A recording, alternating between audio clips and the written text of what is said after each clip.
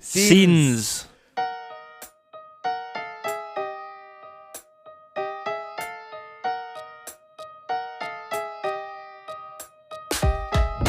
Oh, ladies and gentlemen, welcome back. Scenes. Yes, welcome back. We're back. We're back We are. recording in the studio. We're back. We're in the studio for today's episode. Yeah, we're right in the fucking gate. We're full of energy about this.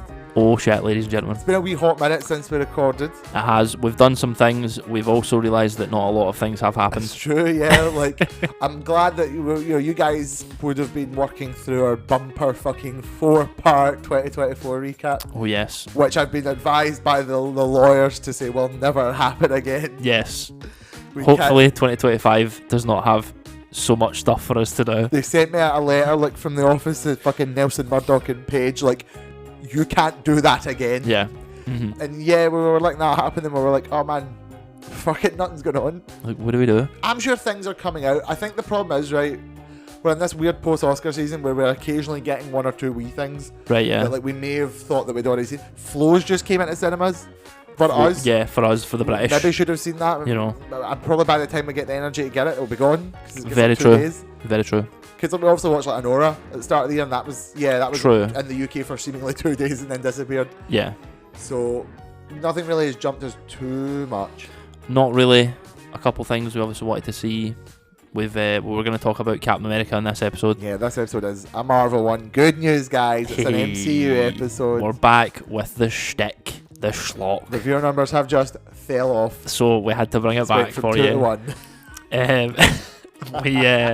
We've saw Mickey 17. We did see Mickey 17, yeah. We could maybe touch on that a bit as well. We can intro with that, actually. We can refresh ourselves with Yeah, some we could do high that. art finishing. That's certainly more in the front of my mind than Valuable. Captain America, simply because it is more Well, valuable as yeah, well. I don't know how long we'll sit on Captain America, just... It was a in terms of, while like, ago as well. It was like a month ago. I was going to say, Graham needs to be there's like a week, perhaps. Yeah. Where I need to talk to you about it, and if we Yeah. don't, then you're I just think, a bit like- I just don't remember anymore. Yeah, I actually think like if you leave it a week, I will remember more than if you asked me about it the next day for some reason. I think there's like some weird sort of... Well, that was what I was banking on, period. actually. I'm like, maybe Graham's actually like sat with it, you know? Yeah, I think I do require some time to let it permeate, you know, and sit in my mind a little bit.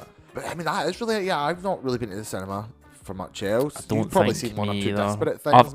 I've saw Snow White, the greatest movie of the year, Oh, obviously. wow. You saw Dogman? I've saw Dogman. That was actually quite enjoyable. Although everyone at my work has saw it 9 times, so they hate it. Surprise Ricky Gervais at the end. That was quite fun. Oh, Ricky Gervais jump scare. Yes. Oh God. Yeah, I mean, we've been sitting about. It's a TV moment now.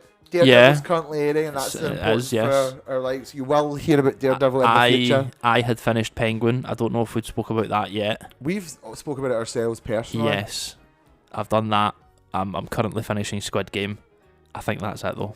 No, of course. And then obviously Ewan's watched. What is it? Is it Friendly Neighbours, Spider-Man? Yes, Ewan saw that. I've saw an episode. I put it on for him. True, because he said it's really good, and I've not finished it yet. Obviously, Oh, man. duh. It's fucking I've classic, still innit? not seen Skeleton Crew. Oh, Will I ever? fucking Probably. days, man. I will watch Andor, You And- fucking better. and we've got a good reason because Nat's not seen season 1. Oh. So, and that was my face exactly, Ewan. Oh. But it was like I was like, oh, that means I get to watch Peak again. You can watch and- me again and we get to watch someone else experience it for the first time. Yeah, exactly. Mate, you should ask. We should do that together. We'll crack out the 4K Steelbook. Happy to do that. Yes, Oh, We brother, can- because I've been yes. penning a rewatch. Oh, we can schedule that in. we will be I'm seated. Every relevant meme. Mark Scorsese, absolute cinema. Oh, absolute cinema. Oh man alive. We are in a pre-countdown to Andor, you know. Currently the in the countdown. clock is fucking ticking. Yes, like we are counting down to when the Death Star once again blows up. I was gonna say I'm watching that happen, bro. I'm watching the lasers fire up, bro. I'm gonna watch Saw Gerrera get spanked by a fucking laser again. Man, that poor guy. That poor guy. Other than all the terrorist stuff he did. Yeah, but I mean, name of a good cause and all that. I don't know. I was gonna say I don't know either, and that's the point of Andor, isn't it? Oh man, That's it, man. Grey areas. Oh, read fucking The Mask of Fear by Alexander Freed, you know. ooh. Right, yeah. So we were finally back, and we can talk. We're talking Marvel mostly, but do you know what? You're right. Let's lead in with non-Marvel things quickly. Let's get the cinephiles out of the way first, well, and then we can get the schlock people back. Well, maybe I don't know if we're going to do it now. So first off, you finished Penguin. I had finished Penguin Ewan. Yes, very enjoyable. Very enjoyable. I actually don't know if I want a second season. to be I honest. think it's so beautiful and neat. And Yeah. then for the character it is. Like, Yeah. He's a Batman supplement, so he just needs to pop up in another Batman film as like suit-wearing realised Penguin. These are facts. I don't think it needs one. If it's getting one, it's going to be after the Batman 2, whenever that releases in 2055. You know? Fucking Blade Runner 2099. Yes. I feel like we might get another villain series after that, like maybe. that, yeah. Something like that to set up the third movie. Get Paul Or Dano a Riddler thing I don't again. know. Yeah. Giancarlo wants to play Mr. Freeze in the DCU. Fucking Get him in something good. Sure, let him in. Let him It looks like there was some rumblings that Colin Farrell was going to be Sergeant Rock, which I don't know how they've not cast yet. It seems like 5 people have been attached to it.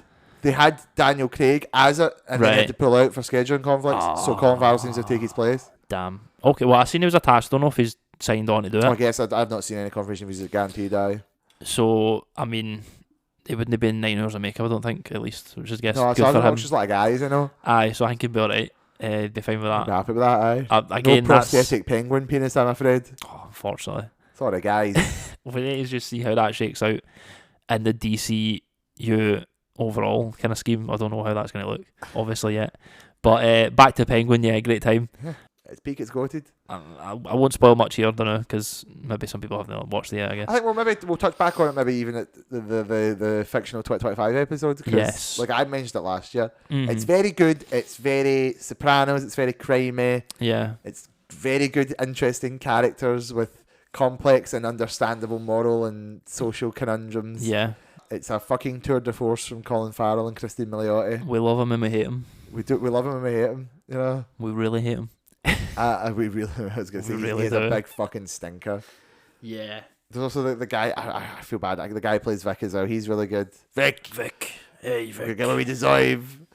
It's Come on. very good. I've just acquired the 4K Steelbook. Ewan has. It looks quite spicy. Oh, we will be watching. Yeah, watched Penguin. It's very good. Mickey 17. Mickey 17. We went to the cinema to see Mickey 17 a few days ago. We did. Yeah. It was alright, aye. I thought it was okay, yes. A suitably okay film. My first movie by Big Bong, That is your first Bong film. which is probably shocking. Maybe I feel like I should have watched Parasite by now. You And definitely should have also watched Parasite probably by now. Snowpiercer. Maybe. I I've think not watched Snowpiercer Snowpiercer. appeals to me specifically. Right. Okay. Snowpiercer, I'm guessing, is... Well, I know roughly the story. It's along the same lines here as Mickey. It's in the Kinda same is, aye. sort of wheelhouse vibe. It actually is, if you think about it. And I don't- Plus, yeah. they're both adapted. 'Cause I'm pretty sure Snowpiercer and... I 'cause think Mickey's it's a based on novel as book, well. Yeah. I've had a nickel for every Bong Joon-ho film like that was based on a Based on novel a- that was yeah. sort of dystopian. Weird and also sci-fi. was a predominantly felt more like a Western production because I had more famous Western actors. Definitely, yeah. I think that's maybe why...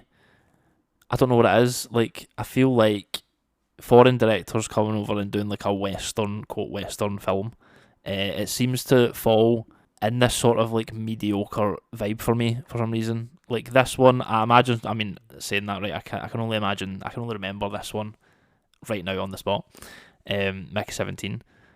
So maybe I'm just talking from a place of ignorance, but I would say that from things I've heard about Park Chan-wook coming over and doing Western films, they've been mediocre compared to his Korean work, and I think this is probably the same thing.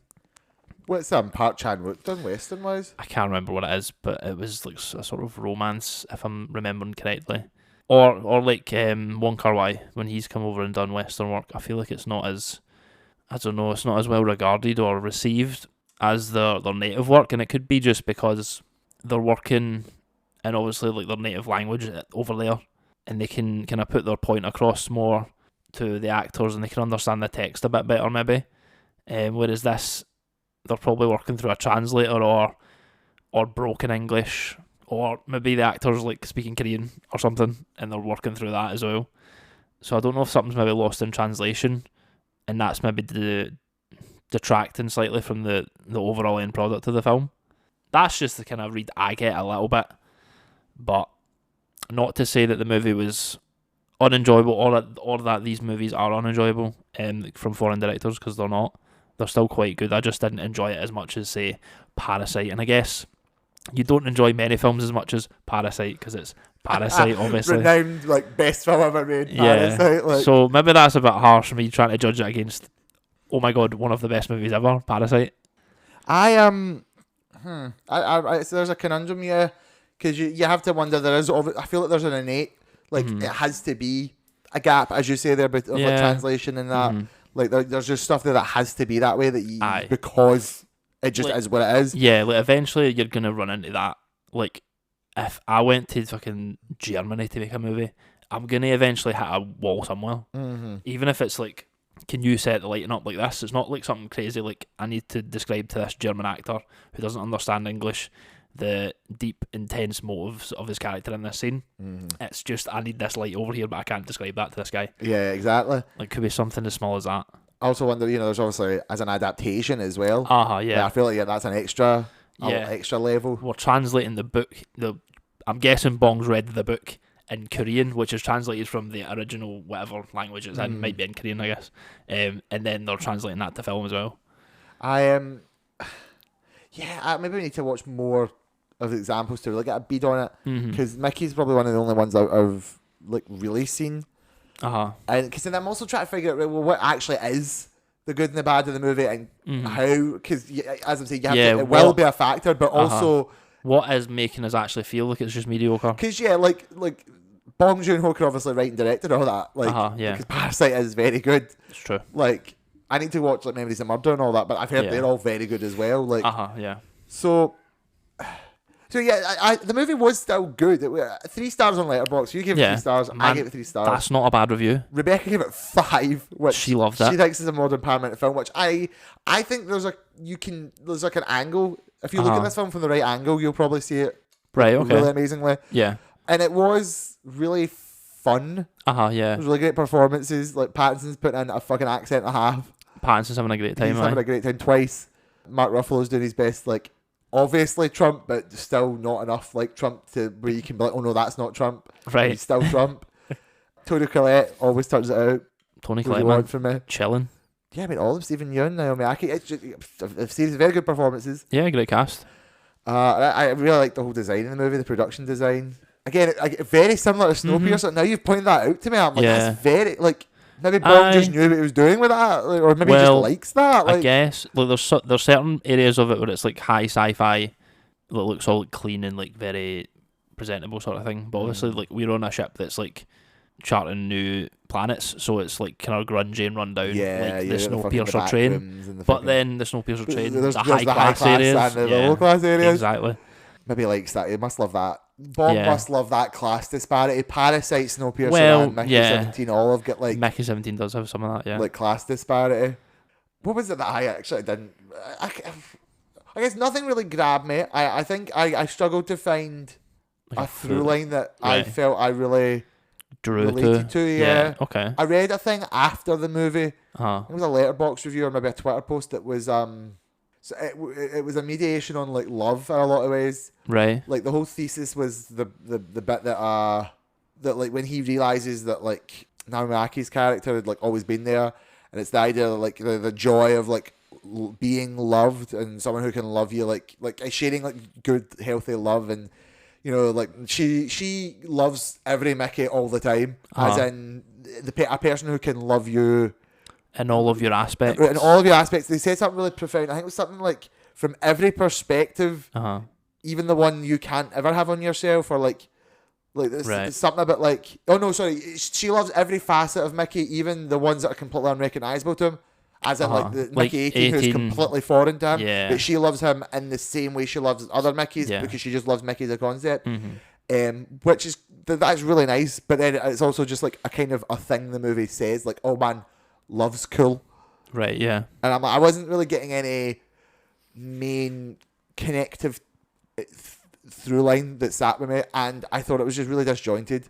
It was like a long period of Pattinson narrating backstory, then a bit like a lot of plot, and then right at the end the book ended by having another just stretch of Pattinson narrating. Right, so you find it kind of... I didn't hate it, but it just felt a bit like start and stoppy sometimes. Yeah. Okay. Very start and stoppy. Sometimes there was long periods of nothing happening, and sometimes it was like, okay, now like the plot's moving, I guess. Yeah, I felt a bit like that. I would have wished we'd just done it not chronologically, because I think the start's quite strong, where it like starts sort of near the middle of the film, I guess it would be, and then when he's in the crevice, and then it throws you back to how we get there.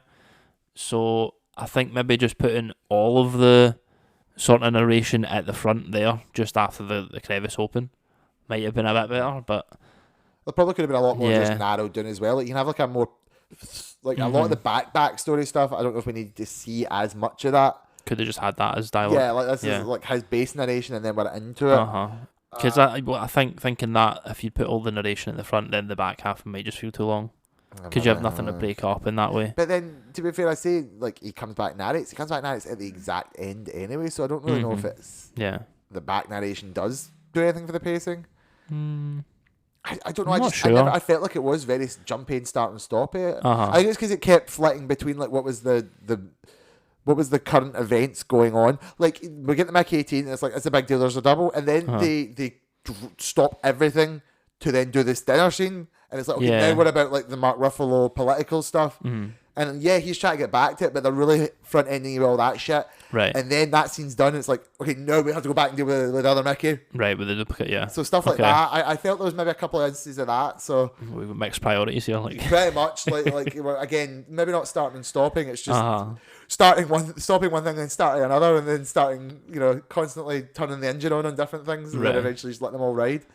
I wasn't as bothered by the structure as you, maybe.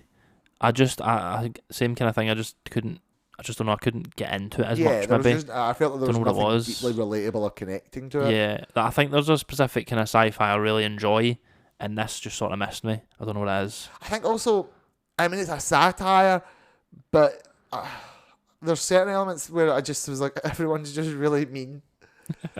Stephen Yeun's a dick. He is just mean. And he doesn't really get enough of a comeuppance. If anything, he gets like, a good ending. He doesn't get enough. Like, I guess Mark Ruffalo and Toni Collette get the ending. Yeah. What was the deal with the dream at the end? I actually don't know what we're kind of getting. That was such a weird fucking scene to me. Bro just fell asleep at his girlfriend's fucking conference. Like, he just hallucinates, like, oh, by the way, my villains are coming back to get me. Oh, wait, never mind. Don't worry, I'm actually blown up right now. It's fine. Okay. Catch it up. I'm sure someone can tell me what that means. Probably. I didn't see what it meant. So. Oh, do you know what, bro? It was in the book. I did it. Do it, probably. That's Mate, probably it. In the book, honestly. Mate, I do want a plush creeper. I did like the aliens. I like the aliens. I like the baby aliens. I didn't like the fucking mama swine aliens. Mama swine Fully aliens. grown mama swine aliens. Oh, bro, they were like big yaks. They were. I love them. And their eyes were creepy. I was going to say, I thought their eyes would freak you out. Yeah. I'm shocked how unfreaked out I was by them. It sort of shocked me. I'm proud of this, actually. That's okay, actually. Damn. Maybe it's because we were designed to understand that they were sympathetic, because they very quickly established that like when they start to get weird and creepy, it's because they're on the defensive and you're actually kind of on their side a bit. Yeah. Oh, do you know what it reminded me of, actually? That whole like end sequence. It was very Noska, the Valley of the Wind. Oh, really? Like, that's literally kind of what happens. But we have to get the thing back. Yeah, there's like a baby like creature thing, and that's like the whole end of that movie is they go and rescue it with like the other creatures. Like, that's like the same thing basically. I will say though, that feels like a common trope. I can't think of any examples, but then when you describe it like that, like we have to have seen that. Like, we've got one of their young and we're being malicious because it turns out we're really the bad guys. I have to go get the young back and bridge the gap between the two. Yeah, I don't think it's not a novel concept. I think it happens quite a lot. But yeah, that reminded me of that film specifically. So Jumpy specifically. I was in my head. I was like, that's just literally what happened. And they hook it on the bottom of like a helicopter, like it's on the hook in Mickey. So I'm like, it's just an immediate visual parallel here. Bugs you know watch Nausicaa, like. I think so. He must have been really into Ghibli that month, I guess. I don't know. He was really feeling that month.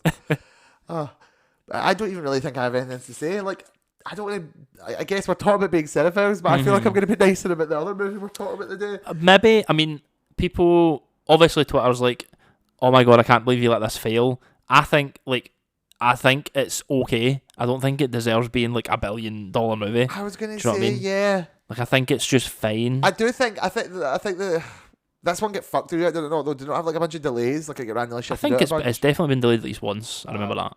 So I feel like maybe if that wasn't there, then like, okay, now it does have to rest on just the strength of the film. Because I had even good marketing, I think. I'd heard about it a lot, good trailers. I enjoyed the trailers, yeah.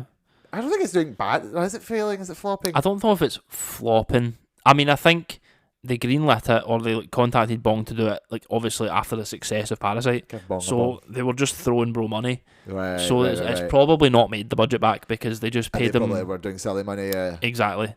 So I don't think it should reflect on anyone in the film. No, of because course, I think they've all done their best job. It's just not yeah, I don't know, landed but for it us is good, anyway. yeah. Mm-hmm. Maybe do you think we are just innately comparing it to Parasite? Like, I feel like I've got this unconscious bias. I think like, I probably am, because it's the only other Bong film I've seen. It's also so loud. Yeah. Like, in my brain, I'm like, well, the last movie he did was like the best movie fucking of the entire planet ever. It's literally the last thing he's done. Which I think is unfair. Yeah, it was. It's unfair of us, isn't it? Maybe we should be. It is definitely. Who did that thing with Downey? Was that Park Chan-wook? Yeah, that was. Right, okay. I say Park Chan-wook, but I've heard on like audio commentaries Park Chan-wook, so I don't know what the pronunciation is. Oh, okay. But it is that guy that done Old Boy. the guy from Old Boy. Yeah. Yeah, well, I think he's still going to be alright, because it's still at least good. Like, yeah. people do like it enough. It's not bad. And I think even if it doesn't do amazing financials, he's a prolific enough director. Like, again, Parasite was that strong. I bet people are like, it's fine. Like, yeah. he'll probably do another Parasite down the line anyway. If he just goes back and does like more Korean films, like, that's fine. Not a problem. And like, Snowpiercer's got a cult following right now. Yeah, I was going to say. So, and Mickey 17 will bounce back, no doubt. Exactly. Mickey 17, it's going to fall kindly and easily into the cult genre of film. I have no doubt. Fine. Do you think we'll get the sequel? Mickey 18? No, it's called Antimatter Blues. Maybe. They put I was saying to Rebecca after we got home after it, they put a book. Right. When they announced that the film rights had been acquired, the guy just was like, fucking, I better go on this. I Just better write a wrote sequel. another book. Fuck, bro. There's spider aliens in that one. Oh, called The Collective. you can't see it then.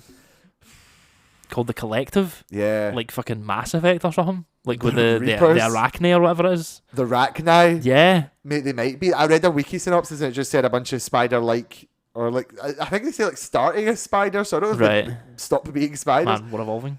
Like, God, the Arachne, we do need more Arachne-like spider hive that are actually the oppressed ones, because then we're a bit like, okay, maybe the creepy spider guys are not that bad. Yeah, it's okay. Unless you kill the Queen of Mass Effect 1, at which point the Arachne are just like the problem that you think they are in 2 and 3. Yeah. But then I guess it's your fault for hostility. Bro, facts. Why you not being nice? Sorry guys, all I did was kill your queen. Like, I just had to come to this space station to find a guy and now I've killed the Arachne Queen. Like, oh my god. Whoops. So sorry. It was the Reapers, mate. Oh, it was damn Reaper, man. It was indoctrinated. Oh. Bro, it was the Geth. Bro, it was the Geth. It's always the Geth at that point. It's always the Geth, Big Saren. Oh, that fucking bastard, man. Anyway, you do not have what it takes. I want to replay the Mass Effect trilogy. They are just in the library, bro, waiting for you. They're just sat there. Facts. It's like the Green Goblin mask. Quite literally, coward, we have a new world to conquer. Why have we not bought that mask yet, Ian? I don't know. Bro, we need to buy it. I do, like, with I the bomb. like I want to buy it. We should have it with us the whole time. I'm going to put a fucking microphone in front of it. I hope it plays sounds. I hope there's a button you can press it. Or we just have the Danny Elfman Spider-Man theme, soundtrack on at all times at a low volume, just so you can barely hear it. I'll do hang on, pause the podcast. We're going up to a really good band. It's Doug Oxton. It's a very good song, to be fair. Amazing. Imagine. We're just like, we should get a soundboard, a low bearing soundboard of fucking yes, bits. we should. We should have Optimus Prime saying "come," and we should have like. We should right, because we can't obviously have it because there's no sound, right? We should have the audio description of Man of Steel.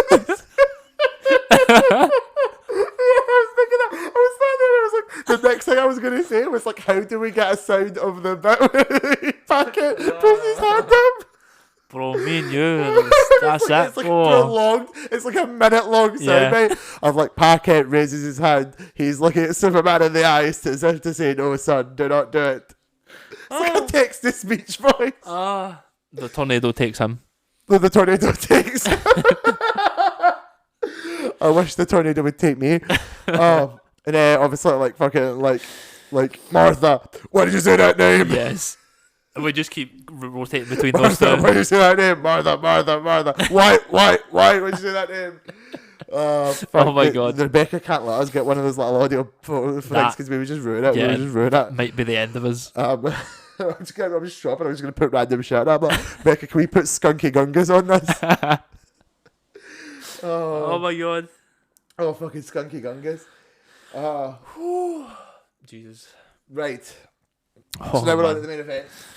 The main event, the marvelous events. So at some point, some time ago, we watched the movie Captain America 4 Brave New World. Yes, we watched them potentially the worst film of all time. Okay, the critics are saying it's the worst film ever made. Yeah. Don't really know what they were thinking of that one. We so fell off this movie, and then we saw the movie, and it was actually like... It was alright, aye. It was alright, aye. I actually gave it like a high. I gave it like a 3.5 or 4. I fucking loved it. I think it was about 3.5 maybe. I'm a big Captain America fan, so there's an innate bias for me, but... Yeah, I've always been Bucky for the Shield. Yeah, you've always been on that team. But I would say the series, I was never against Sam, to be fair. You felt it was more easily justified in the MCU? Aye. Yeah, I think so. I just felt like Bucky. But you always told me you were kind of more vibing on it later on. Aye. You're like after I saw the series, I was like, you know what, man, Bucky just wants like a chill, normal life. I don't know how that's happening now. He's definitely a state senator. Yeah, so become a senator and that, so maybe that's not what he wants anymore. So he just wanted to give up the shield at all costs, and Sam was obviously the next choice. So I understand that, and I've quite enjoyed him. I just like Anthony Mackie, to be honest. I do like Anthony Mackie. He's a cool guy. He's got charisma. Yeah. He's just smooth. That damn smile. You love him. He does have that little like he knows he knows everything smile. Yes. I mean, we were famously defenders of Falcon and Winter Soldier. We actually are a wee bit stronger soldiers of this show. No one else is doing it like we're doing it. I fucking love that show. Bro, it's got some of the hardest moments of all time. Like, I can't even lie. Peaked fucking MCU shit, and I'm sorry, the villain was a bit stinky. That's cool. Have you ever seen a Marvel we in the MCU, right? We clown on this shit. Like, it's actually it's a staple at this point. I think it's like this tradition, honestly. It has more misses than hits, let's be honest. Like, come on now. Remember Malekith? And I'm not talking about Jason Aaron Thor. You shouldn't remember him. Remember Malekith? Marvel doesn't remember him. Chris Hemsworth doesn't remember him. Marvel Studios What If Season 3 does remember him. Oh, well, that's nice at least, you know. It's nice, you know. It's nice to be remembered. Yeah. Right. I mean, so, yeah, I thought it was altogether a good, fun, above middle of the road Marvel movie. Yeah. I think the action was good. I think they took the right type of advantage of him being a man who can fly with wings. Yeah, we had some cool dogfights and stuff. Very cool dogfights, especially the capital D dogfight scene outside the Eternal Island with all the planes and that. Mm-hmm. Loved that scene a lot. Big into that. I think, I want to say competently written. It feels like it was competently written despite the elephant in the room, which is this film was hit with a fucking nuclear bomb. A strange sort of Franken film. This film was like a meticulous. This is the ship of Theseus. A wee bit, yeah. Like, is it still the ship of Theseus? Put back together allegedly. And then I feel like there is very few moments, just a couple of moments where you do see it. Right. What were those moments for you? The biggest moment for me was when he's interrogating Sidewinder at the military base. Right. Because it's green screen central. It's just get Anthony Mackie and Giancarlo in and put them in front of a green screen. And they're not together. They're not. Well, they might have been. I don't even know if they're. There was a lot of short reverse shots, so they generally might not have even been together in the same room. We had a stand-in.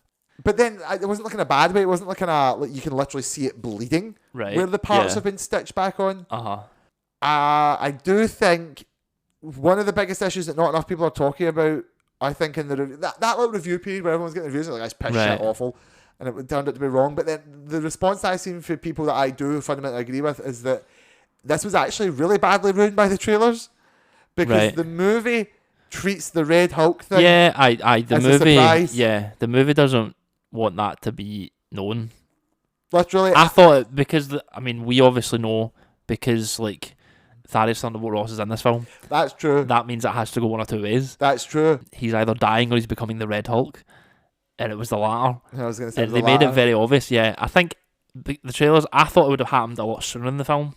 Well, yeah, because of the trailers. Because every poster and every trailer and everything's like, man, this is the Captain America fights the Red Hulk film. Yeah. And then the movie's like, man, what's going on with Thunderbolt Ross? Yeah. Oh, something's going on. There's some mischievous plan happening. Bro's we won't tell you about Bro's taking the pills to regulate the anger. Bro, the anger. Bro, that anger. Do you remember Hulk? Remember when he's angry? What he does? Oh. So yeah, I didn't hate the actual development of the plot in that regard. I just felt so like, oh god, man, got the Doctor Strange 2 treatment. Insane. Pretty much, yeah. Bro, that's rough. Which is insane because I like that movie too. Somehow, I don't know. Mate, my standards for Marvel films are just obnoxiously low for some reason. I think I've got very high standards for Star Wars, bro, so there's no equivalency. All expectations Marvel wise have been completely shot for me, and we'll talk about this when we get to the next stage of the podcast. The next thing. But yeah, like I don't today, know. Guys. I don't even know how to like feel excited in a normal way, or feel like, or how to check the excitement in a normal way anymore. I don't even know where I stand with them. And it's like I think it's affecting negatively the perception in general of the universe as it goes, and my initial sort of engagement with whatever it is they put out, because I just don't know where I stand with it. I think you need to personally kind of check with yourself these days, which is not good. I think, Marvel themselves have got such an inconsistent output now, or like right now, or again, even though I say they're better than most, it still goes up and down a wee bit. And I mean, the first thing was I was like, it's never going to be as good as Endgame Infinity War again. I don't think. No Way Home was amazing. Yes. But like that also was such a perfect accumulation of like Spider-Man, who is like the most popular character, and all of the other Spider-Men as well. Yes. I'm not saying No Way Home was only good because those two guys were in it, but it was sort of like a miniature Endgame just for Spider-Man. Pretty much. Yeah. Plus, it wasn't only good because they were in it, but it wouldn't have been as good if they weren't in it. Yeah. So it kind of was a perfect cocktail. Like, also, I felt like you can only really do that for Spider-Man. I'm not sitting here waiting for fucking Captain America 5 with like fucking like Chris Evans, Mackie, and like Roger Corman. You know what I mean? Like his fucking Captain America, was it Roger Corman? No, he was Fantastic Four. Remember the old Captain America? I think he'd done a Captain America one. If it wasn't Corman, there is one though. That's the movie where Captain America like steals a guy's car, and he has like a fucking motorcycle helmet that's also just like Captain America wings on it and that. Like, I don't need that because that's just not what I want for this. The X-Men had like they obviously done kind of like that with Days of Future Past, where they had they merged the two. Plus Deadpool and Wolverine, that was the whole Fox. That was the send off for that, yeah. An alleged send off to the Fox universe. Pending TM. I was gonna say I just shifted some negative energy at Graham there. I just cast a spell at Graham there a wee bit. Oh. I think in my head I'm a bit like, right, it's never going to be as good as, or at least I don't. Like, well, I don't feel that way. I feel like I'm maybe just more glass half full somehow. It's still that it maybe will eventually be that good. You sadder, and I'm a pessimist. I'm happy about it. I think that might bet you in, actually. Literally, I'm like, it's never going to be that good again until unless that's why I mean they should be getting up to their ship, because like if they'd done this properly, and if we are about to get fucking Doomsday, and like everyone who thinks about it just keeps going like, oh my god, there's an Avengers movie like next year. Yeah, like what are we talking about? So like, because they've so thoroughly kind of fucked the approach, I'm kind of just like, right, it's just never going to be as good as the best. Right now, yeah. I now just have to individually look at everything and decide what's good about it to me. Like what's I like Marvel. But like the motivation's now not seeing the large scale story come together. The motivation's now like, right, Captain America 4's coming out. I like Captain America. Right. I like Anthony Mackie. Oh, Harrison Ford's going to be in it. What's the Red Hulk thing? Yeah, what's the immediate things I like that. I can find and like in this? You know, Secret Invasion I was probably going into thinking it might be good because I'm like, Nick Fury's alright, I guess. Yeah. Skrulls are cool. Ben Mendelsohn's in it. That was a time, wasn't it? Man. Remember Secret Invasion? Remember Secret Invasion. But then, I don't know, those were some of the ones that were butchered by the trailers, because I feel like were we excited? No, because we were excited for Thor 4. We were excited. Well, you were excited. I was like, be wary, son. Know what I mean? Why were you so afraid again? Because I was like, this is going to be full Bants jokes. Oh, because this is you didn't like Ragnarok, so you were like, oh, no, I've seen this before. Are you watching Squid Game 2 yet? Are you on 2? Yeah, I'm on 2. If you get to the bit when he's like, I've been in these games before. Yes. That's literally that was me on the front lines of 4-4. Like, guys, I've seen this before. Yeah. Oh, fuck. So, yeah, no, for this one, I was just like, it's a new Captain America movie, and I like Captain America. I like Anthony Mackie. That's cool. He's got wings now. That's cool. That's cool, yeah. I like the suit. I like the suit at the end of the show more. Yes. But it's a shame they kind of get rid of that very quickly. I guess. Although he does work the sort of traditional Captain America suit, I think the more I look at the one, it actually does kind of rock a wee bit. I just like the white. Oh, no, I like the white more. Yeah. I've always liked that. I appreciate that they obviously had the fucking neck on it, but like even the one that he starts this movie with, like I still the white does a lot better on Sam. I think like it just is a beautiful, interesting like style compared to Steve as well. I don't want him to literally just be Steve again. Like obviously he's not, Which is, I think this movie's good at. I think the movie is good at tapping on We're not Steve Rogers. That's always his struggle, is that he's living in the shadow of the greatest American of all time. And this movie's about like emotionally and also physically. Like I do like the movie occasionally taps on the fact he's like, fuck, I did not take that super soldier serum. I do just have bones. Like, I just wish I had that serum, bro. Like, maybe I should have took that serum. Like, so yeah, I think everything was really good for Sam in this. Yeah. The leader was really ugly. They aren't with the leader. Like, damn. Yeah, the leader sucks. He sucks chunks a little bit. Your leader doesn't look good with it at all. And I think they had a better concept for it and then decided not to do that or couldn't make it work in the movie. Well, we'll circle back to that because I want to talk a bit about the original stuff. And I think it's all tied into that, but we'll circle back when we're done talking about the movie itself. Okay. Yeah, the look is a bit awful. I didn't hate him though as the villain. He was definitely cerebral, you know. Well, a lot he of was people out here planning. He was literally like, "Oh man, I can do calculations, so I can literally see the fucking future." I mean, probability in that, you know. Fine for the majority of it because he didn't really do a lot of actively seeing the future. He just did a lot of like fucking base manipulation. I've seen like Sherlock Holmes villains do that, you know. Yeah, it's Moriarty, big man. The end credits was the one where I was like, okay, the post credits. This is the worst post credit scene of any Marvel movie ever, I think. Bro, what happens in post credits? I can't remember. It's the bit where Sam goes to see him in the raft and he's like, man, I did a calculation, like Avengers Doomsday's coming. And by the multiverse is real, I just know that, like right now inherently. I did some math on the wall, and I guess it's going to become Avengers Doomsday soon. Yeah, I guess like mathematically, the multiverse is a probability. I was going to say, like, surely somebody's noticed that by now. Yeah, like he's probably right. Folk don't remember what happened with Peter Parker. Like, I guess they wouldn't necessarily know they were from the multiverse. So I was going to say, the folk still remember the events of the movie No Way Home when like the sky was like splitting open above the Statue of Liberty. Bro, that was just after Endgame. You know, people were like, "Oh shit, fucking not again." It's made aliens, isn't it? Damn it, man, bro. Let's fucking go. Aliens, man. Can't do this anymore.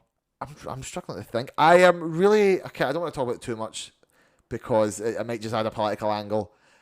I do agree that Ruth Bat-Seraph was a completely superfluous, useless, pointless character who I have no clue why they thought to add her and so concretely put down the Israel thing. Yeah. It's as if they were attempting to create a geopolitical issue. And for what? She's not really she doesn't really do anything. She's not useful. She's just like can fight. Lady that can fight is basically president's bodyguard. Literally. Someone was like, why couldn't that have been Sharon? Fucking MD else. Well, Sharon's like, you know, being a weird black market dealer or something right now, isn't she? Black Widow there? Or no. Black Panther? Black Panther? Somebody that plays Chadwick. Bro, maybe we could get like one of the Dora Milaje in, you know, for like build up the relationship. Because I don't know. She's a bam, but she's not like a villain. She's actually ends up being good at the end. The Dora Milaje are like that. They're like, oh, we're really tough war women, but they are still the good guys at the end. Yeah. But no, they were like, no, let's just create a geopolitical issue. Let's just literally take this first ever Black Cat America movie and we'll just put a big fucking red flag on it for a bunch of people. And it was a bad thing for me. I don't like that they did it. I'm not happy that they did it. I think that's all that needs to be said on it though. Fine, aye. Am I missing anything? I've laid the dialogue there. I feel like what I'm saying maybe you agree with, but what are you thinking? I'm kind of echoing you. Like, it was fine. I enjoy Sam. The leader, you know, could have been better. IMO, but I don't think he's a worst MCU villain. Yeah, overall, if he was look okay. down pat, I think I'd probably even think of him much higher. I think so. A lot of it is the look just not being nice. It's not nice. Yeah, like it's just not veiny and melty. It's and weird. He's got these weird glowing eyes. Yeah, but his characterization is okay. I don't have an issue with that. Cool if it was in anything but like a Hulk movie. I don't know. Well, nice. Maybe should we mention that? So like, Red Hulk, the leader, Betty Ross pops up. That's just like a Hulk movie. It is Hulk movie. We were literally, we need to. Oh, good. We watched The Incredible Hulk. Oh my god, we did watch that in preparation. God, we forgot to mention. Sorry guys. We as a note, we watched Disney's Universal's The Incredible Hulk. 2008's Incredible Hulk. Mark, nope. The other one, Edward Norton's Hulk. It was fine. That was also fine, yeah. It was fine, It's not the best screen Hulk. You'd really like Ang Lee's. Look-wise, I mean, I think Ang Lee looks better. Do you think Ang Lee's movie is a better movie? I think so. Or at least a better Hulk movie? I think so. Yeah. I think the thing about Edward Norton's one is that I feel like not enough is said, actually. I feel like he kind of... Yeah. The plot just... And it's a very... You can tell it's a 2008 movie. It's yeah. much more like an vibe. action-y, like, oh, we're going to get into the fighting, and oh, he's got this going on, and wow, the Abomination's here now. Blah. Yeah. It's like a lot of, I think, comic book movies at that time, even to an extent now, they're like afraid to do anything that isn't normal in the sense structurally. So they need like an action scene, then they need like a bit of quiet, then they need another action scene, then they need a bit of quiet, then they need the big climax. I long for the day we get like, I don't know, just a drama, and it's like there's like no fights at all, and it's just like superheroes dealing with their daily shit. I think that the Born Again and Daredevil is probably the best, closest avenue that we will get. Yeah, we're getting there. I think TV's more open to it because they've got longer time, I guess. And we could have a full episode that's just fights, for instance, and it's awesome, and it's a nice break from all the other stuff we've been doing. But in a movie, they seem reluctant to do it, and that makes limited time. And that makes sense. Thing, so let's do action stuff more. Especially the Hulk. 2008, they're probably like, man, the Hulk's big and he hits stuff. Aye, they're not doing the Green Door. Yeah, Hulk aye, and that unfortunately, like that's the struggle with the Hulk as a character you can adapt in a movie, as opposed to like comic books, because it's like a medium that you pace yourself when you're reading it or when you're interacting with it, or even like shows because you've got that longer time. But a lot of the Hulk's interest in character stuff is when he's not punching a fucking wall. Exactly. Do you know what I mean? So, and they just don't want to do that. They want to have him be green, screaming, punching. He smashed. Yeah, they want him to smash things. Like I found it hilarious. I was expecting at least some character concept struggle with Betty. Right. And I feel like Betty gets on board really quickly. She does. He pops back, oh, you're alive and you're green now. Yeah. That's cool. I'm dumping my boyfriend for you again. Man, Doc Samson's gone. Phil Dunphy for Modern Family, he's out. Rip Phil Dunphy, man. Rip Phil Dunphy, he's no part of this anymore. Poor guy, man. He just immediately rats to the face, does he know? Yeah, but it's like, he doesn't understand that that's the Hulk. And he's like, oh, my girlfriend, like Betty, like I don't know where she is. She's gone. I'm worried for her, kind of thing. Active baddie. Yeah. People were... I read a thing the other day. It was like, why is the Marvel movies so afraid to let their side characters get all invested? And they were like, they mentioned Demolition Man is in Brave New World. Yeah. And he gets like murked. And I was like, I really like Demolition Man. And then they were like, oh, Doc Samson for Incredible Hulk. And then some of the comments was like, well, did you really sit there thinking like, oh, I really hope we get Doc Samson and this Incredible Hulk 1? Like, why haven't we brought back Doc Samson? Like, no offense to that character and fans of the comic, but we're like, we still don't have an X-Men, and you're like, man, I'm fucking pissed that they abandoned the crucial plot thread that Phil Dunphy for Modern Family. Well, I get what you're saying. He's there if you could use him, but I do feel like sometimes we can't do everything all the time. I'm not crying because Demolition Man get taken out, although I suppose neither. People do. I'm not a Demolition Man fan. People do love that guy, so I suppose it's more just what you like, I guess. Yeah, it was fine. It was cool enough. Red Hulk was fine. Well, I probably think it's... Oh, I was still talking about Incredible Hulk. Oh, right, that... Abomination was good. Abomination, I actually do like the it. Design I think Luke is the only problem with it. Yeah. I think it was actually a good, like, Abomination. Yeah. He's getting much better characterization than the Hulk does, to be fair. He's got an actual peaks and bounds and struggle. Like, yeah, I understand him more. Edward Norton's just sort of like... Well, it was originally a sequel to Ang Lee's Hulk. Which is why he's in like South America. Okay. Because that ends and he's in South America. I didn't know that. So I guess they're banking on people having seen that and understanding. Well, Hulk is like if you think like trifecta of Marvel, Hulk's probably in that, like most popular known sort of thing. I guess, yeah. So maybe people at that time. Yeah. And he's had the show obviously. So Hulk sort of permeates culture and like common knowledge more than others. Also back then it's the same way as like we don't need to do the Uncle Ben thing. Like you just know who Hulk is at this point. You don't need the origin. Like we'll explain it in like a wee backstory in 5 minutes anyway, don't worry. So they're banking on you having sort of understanding, and I guess that's where the Hulk sort of characterization starts and ends basically, because he doesn't really grow much in the film. He's just sort of trying to control and then get rid of the Hulk. Yeah, he gets angry and he doesn't like being angry, but then by the end he has to make peace with being angry. That's it. And that's basically his arc the whole time. I feel like he's not... Like, I think Edward Norton's too hot and fun to be Bruce Banner. Yeah. Like... Nah, I think he's wiry enough, you know. I think he's wiry, but I feel like Mark Ruffalo's really good at pottering about and being a bit more twitchy and a bit more nervous. Right. Well, I think Joss Whedon writing the Hulk was really good. That was like maybe the best. I know. Heartbreaking, the worst guy you know, makes a good point. But that he was really he's great in Avengers. He's written so good. Actually, I think he's good in Age of Ultron. To be fair, I don't even mind the relationship stuff, to be honest with you. I think that's fine. Well, and then they lose him, you know, obviously. He goes to space and shit. And Taika just fucks it for you. Yeah, but actually, it's not a massive problem when he's the Hulk. Because Hulk would be a bit sarcastic and a bit of a dick to Thor like that. Yeah, he would, yeah. I think he would be funny like that. I actually think the Hulk is probably one of the... is even though he's a bit... he's more consistent than a lot. Because then when I think he obviously comes out, the Hulk, and he's like, Mark Ruffalo, like, oh God, where am I? Yeah. Oh, we're on a fucking alien planet, I'm frightened. I think the middle of that film where he turns back to Ruffalo, like, it starts to lose me there, because then he's like, I can't turn into the Hulk immediately. Oh yeah, okay, the weird like... And then all the shit for Infinity War gets bodied by Thanos, comes to Endgame, and then we've suddenly just fixed everything. I think that's a bit weird. Do you think they really were like, if we put the Hulk in here, there's no reason why he wouldn't just beat Thanos? Bro, facts. Because I'm like, he just needs to get angry. I'm like, he can definitely just get angry. And like, Thanos hasn't got all the stones, like, bro, what are we doing? Like, surely we could have invented another reason to get rid of the Hulk that wasn't just like, he's scared of Thanos. Yeah, that's ludicrous. Aye, come on. And then they off screen the Smart Hulk thing, and that's still a thing. And he goes through. That's like, I don't know, 30 issues of comic books that you've just like dealt with in 10 seconds off screen. Do you know what I mean? And it's like, there's a lot there. This is also a consequence of the Hulk just never getting enough attention in Marvel. Aye. Well, true, but that's the fucking rights issue and all that shit. I know that's the issue because it permeates back to what we started. Exactly, we're struggling here.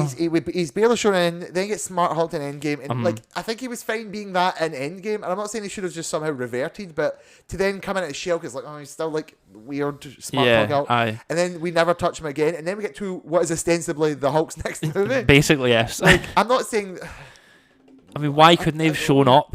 I was going to say, why couldn't he have shown up? That's the main thing, yeah. Because he's in She-Hulk's back garden with his son having a barbecue. Like, I was going to say, Daredevil's there as well. True. Daredevil's having mate, you've seen the new episode of Daredevil. Daredevil is now on course for his second meet cute with a superhero family barbecue. Like, let's go. Like, oh my God, man. So, it does just feel weird to do a lot of Hulk stuff, but it's Captain America. Yeah, it's very strange. This one, I guess, was at least... Do you know what? Like, I get what you're saying, because, like, I could see why Captain America would be involved in this story. Well, yeah. Like, that's where you're going. That's like, where I was going to go. It's like, the president. This isn't like, why is Nick Fury doing a secret invasion? Aye, like, yeah. Because, like, nothing about this explicitly screams the Hulk needs to do it. He would just have an input on it, and he would have a relationship. And it's also not that it's relationships that's not being explored. Yes, it would be like Hulk versus Red Hulk would be interesting. There's still something on there, but we've already had the Hulk versus Thaddeus Thunderbolt Ross. Yeah, we've already done that already. I guess the leader is a Hulk villain. That's where I'm gonna go. Like if Magneto's suddenly kicking off, we might phone the X-Men. Because they've dealt with him a bit. We've got to get him involved. Yeah, so we might like find the Hulk and be like, yo, leader, what's he then? That's the one benefit of the MCU doing it this way, that like, yeah, the Hulk talked to this guy once and then he get Gamma in him, and now he's like just a covert military op. Yeah. So it's I think at that point it really is just the next person who finds him. If the leader had like appeared sooner or attempted to do something prior to this, especially something to the Hulk, then it'd be a bit like, right, why is this there a Captain America issue? Right, yeah. Although I guess sometimes the comics do that. We have villains crossover and shit, you know. Daredevil gets fucked with by Mysterio, like... Sure, you know, they're messing with him. I think that if the leader shows up again and it's not with Hulk involved, it would be very strange. Well, yeah. Like, if we then continue it and it's also weird... Not be a Hulk villain. Yeah. It's like, dude, can you please give the Hulk something? Just something to do, man. Like, I miss him, please. Like, honest to fuck, man. Oh, one last thing. What do you think of the new Falcon? Because he's going to come back. Joaquin Torres. He's fine. People were a bit like, oh, he's like a bit too like, oh, damn, just like, see me hit that. Like, oh, that's so cool. And I'm joking. Oh, but no one's watching me joke. Well, I think they're trying to replicate Sam's relationship with Steve's when they had that kind of banter. It was on your left and all that. You know what I mean?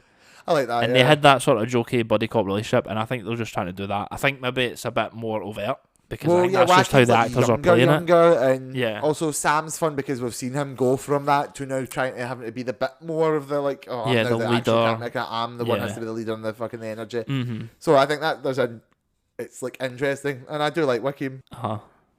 Yeah, I just want to get your opinion on that because some people have been a bit. That.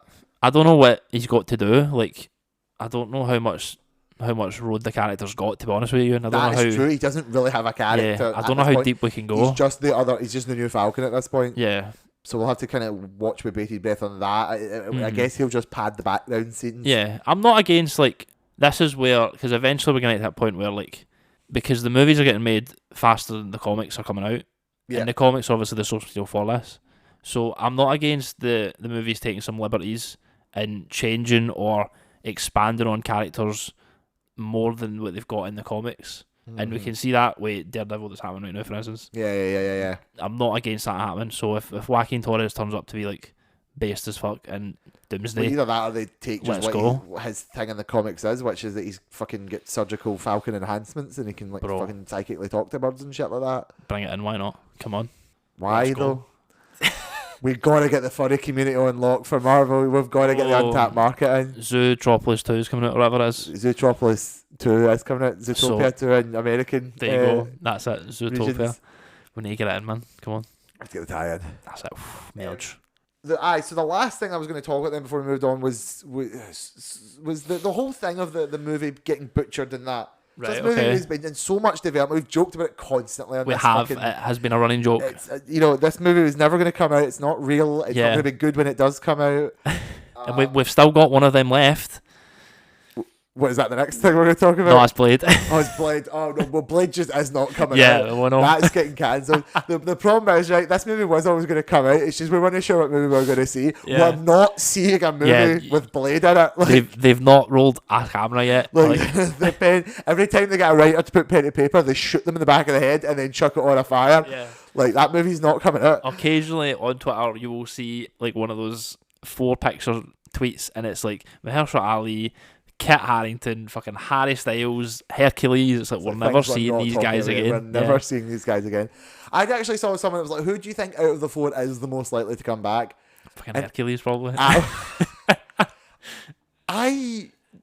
Yeah. No, I think I would like it to be Kit Harington. The Black Knight would be quite cool. I like the Black Knight quite a lot, and I think they could easily just like, right, well, we'll flummox Blade, but we've still got enough fuckers here to do a Midnight Suns, so chuck Black Knight in there. I certainly hope we never see Eros ever. I'd very much like to not see Harry Styles Star Fox ever again. Just because and I like Eternals. Yeah, just because he will be rapey. That's just like a problem. Difficult if to he's deal going to with. show up at She-Hulk season 2, I'm afraid. Yeah, and it's consensual, hopefully. I was gonna say I don't need to see fucked up CG Pit the Troll again either. Truthfully. Yeah, we don't need that. Hercules I could give or take. I like Hercules, but as long as it's not directed by Taika Waititi. Yes. Which is funny because out of all of the characters, I feel like Hercules is the best fit for Taika. Honestly, a good comic Hercules is like just being Thor but funny. Yeah, being a drunk fucking idiot in a bar. Haha! Yes. I'm here. We're going to do a bit of combat. Let's arm wrestle for the fate of New York or whatever. So it's a fucking criminal shame that Taika doesn't actually get to be the one to do them. Or at least they might. I don't know. We don't know what Thor 5 is yet. Hopefully not Taika. Yeah, hopefully not. So the movies of Frankenstein, we're hearing reports that it's getting chopped and changed and started and stopped.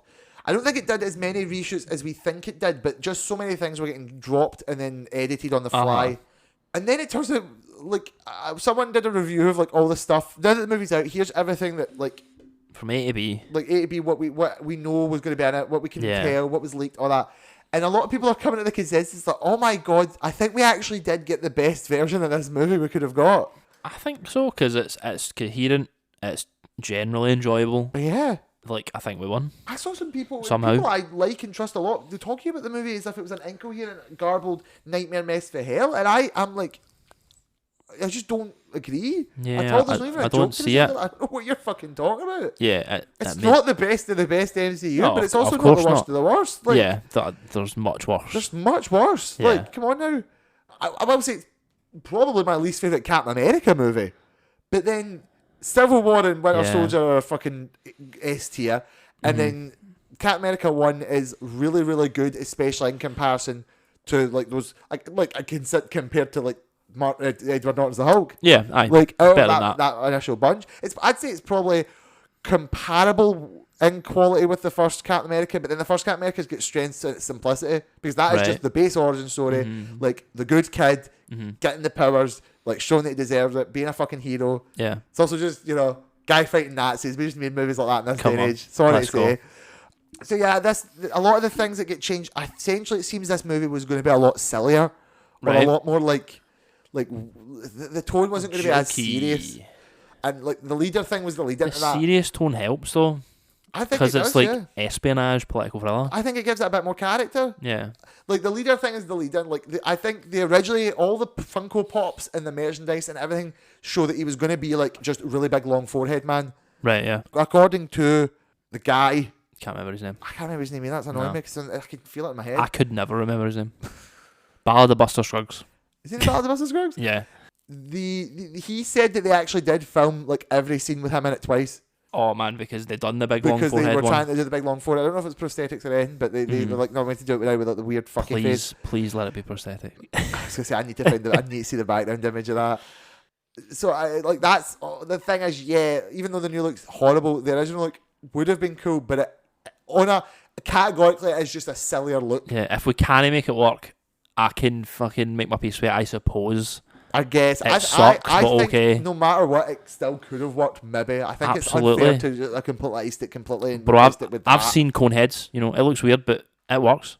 You know, it was a funny film. Who are you calling Conehead? Was a funny film you just said there? Yeah, man, good time. But maybe they didn't want it to be funny though. Nah, it was definitely a comedy. No, not Coneheads. Like Captain America: Brave New World. Yeah, maybe. Depends how you're playing it. I don't know. There was a lot of stuff. The Serpent Society, the fucking Serpent Society. Bro, who is Sidewinder? The Foreigner? One.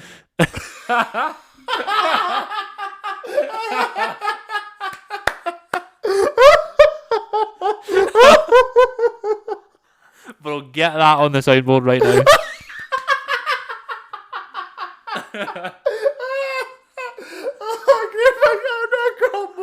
Bro, Lucas just came out of the studio. It's the Foreigner. One. Fuck.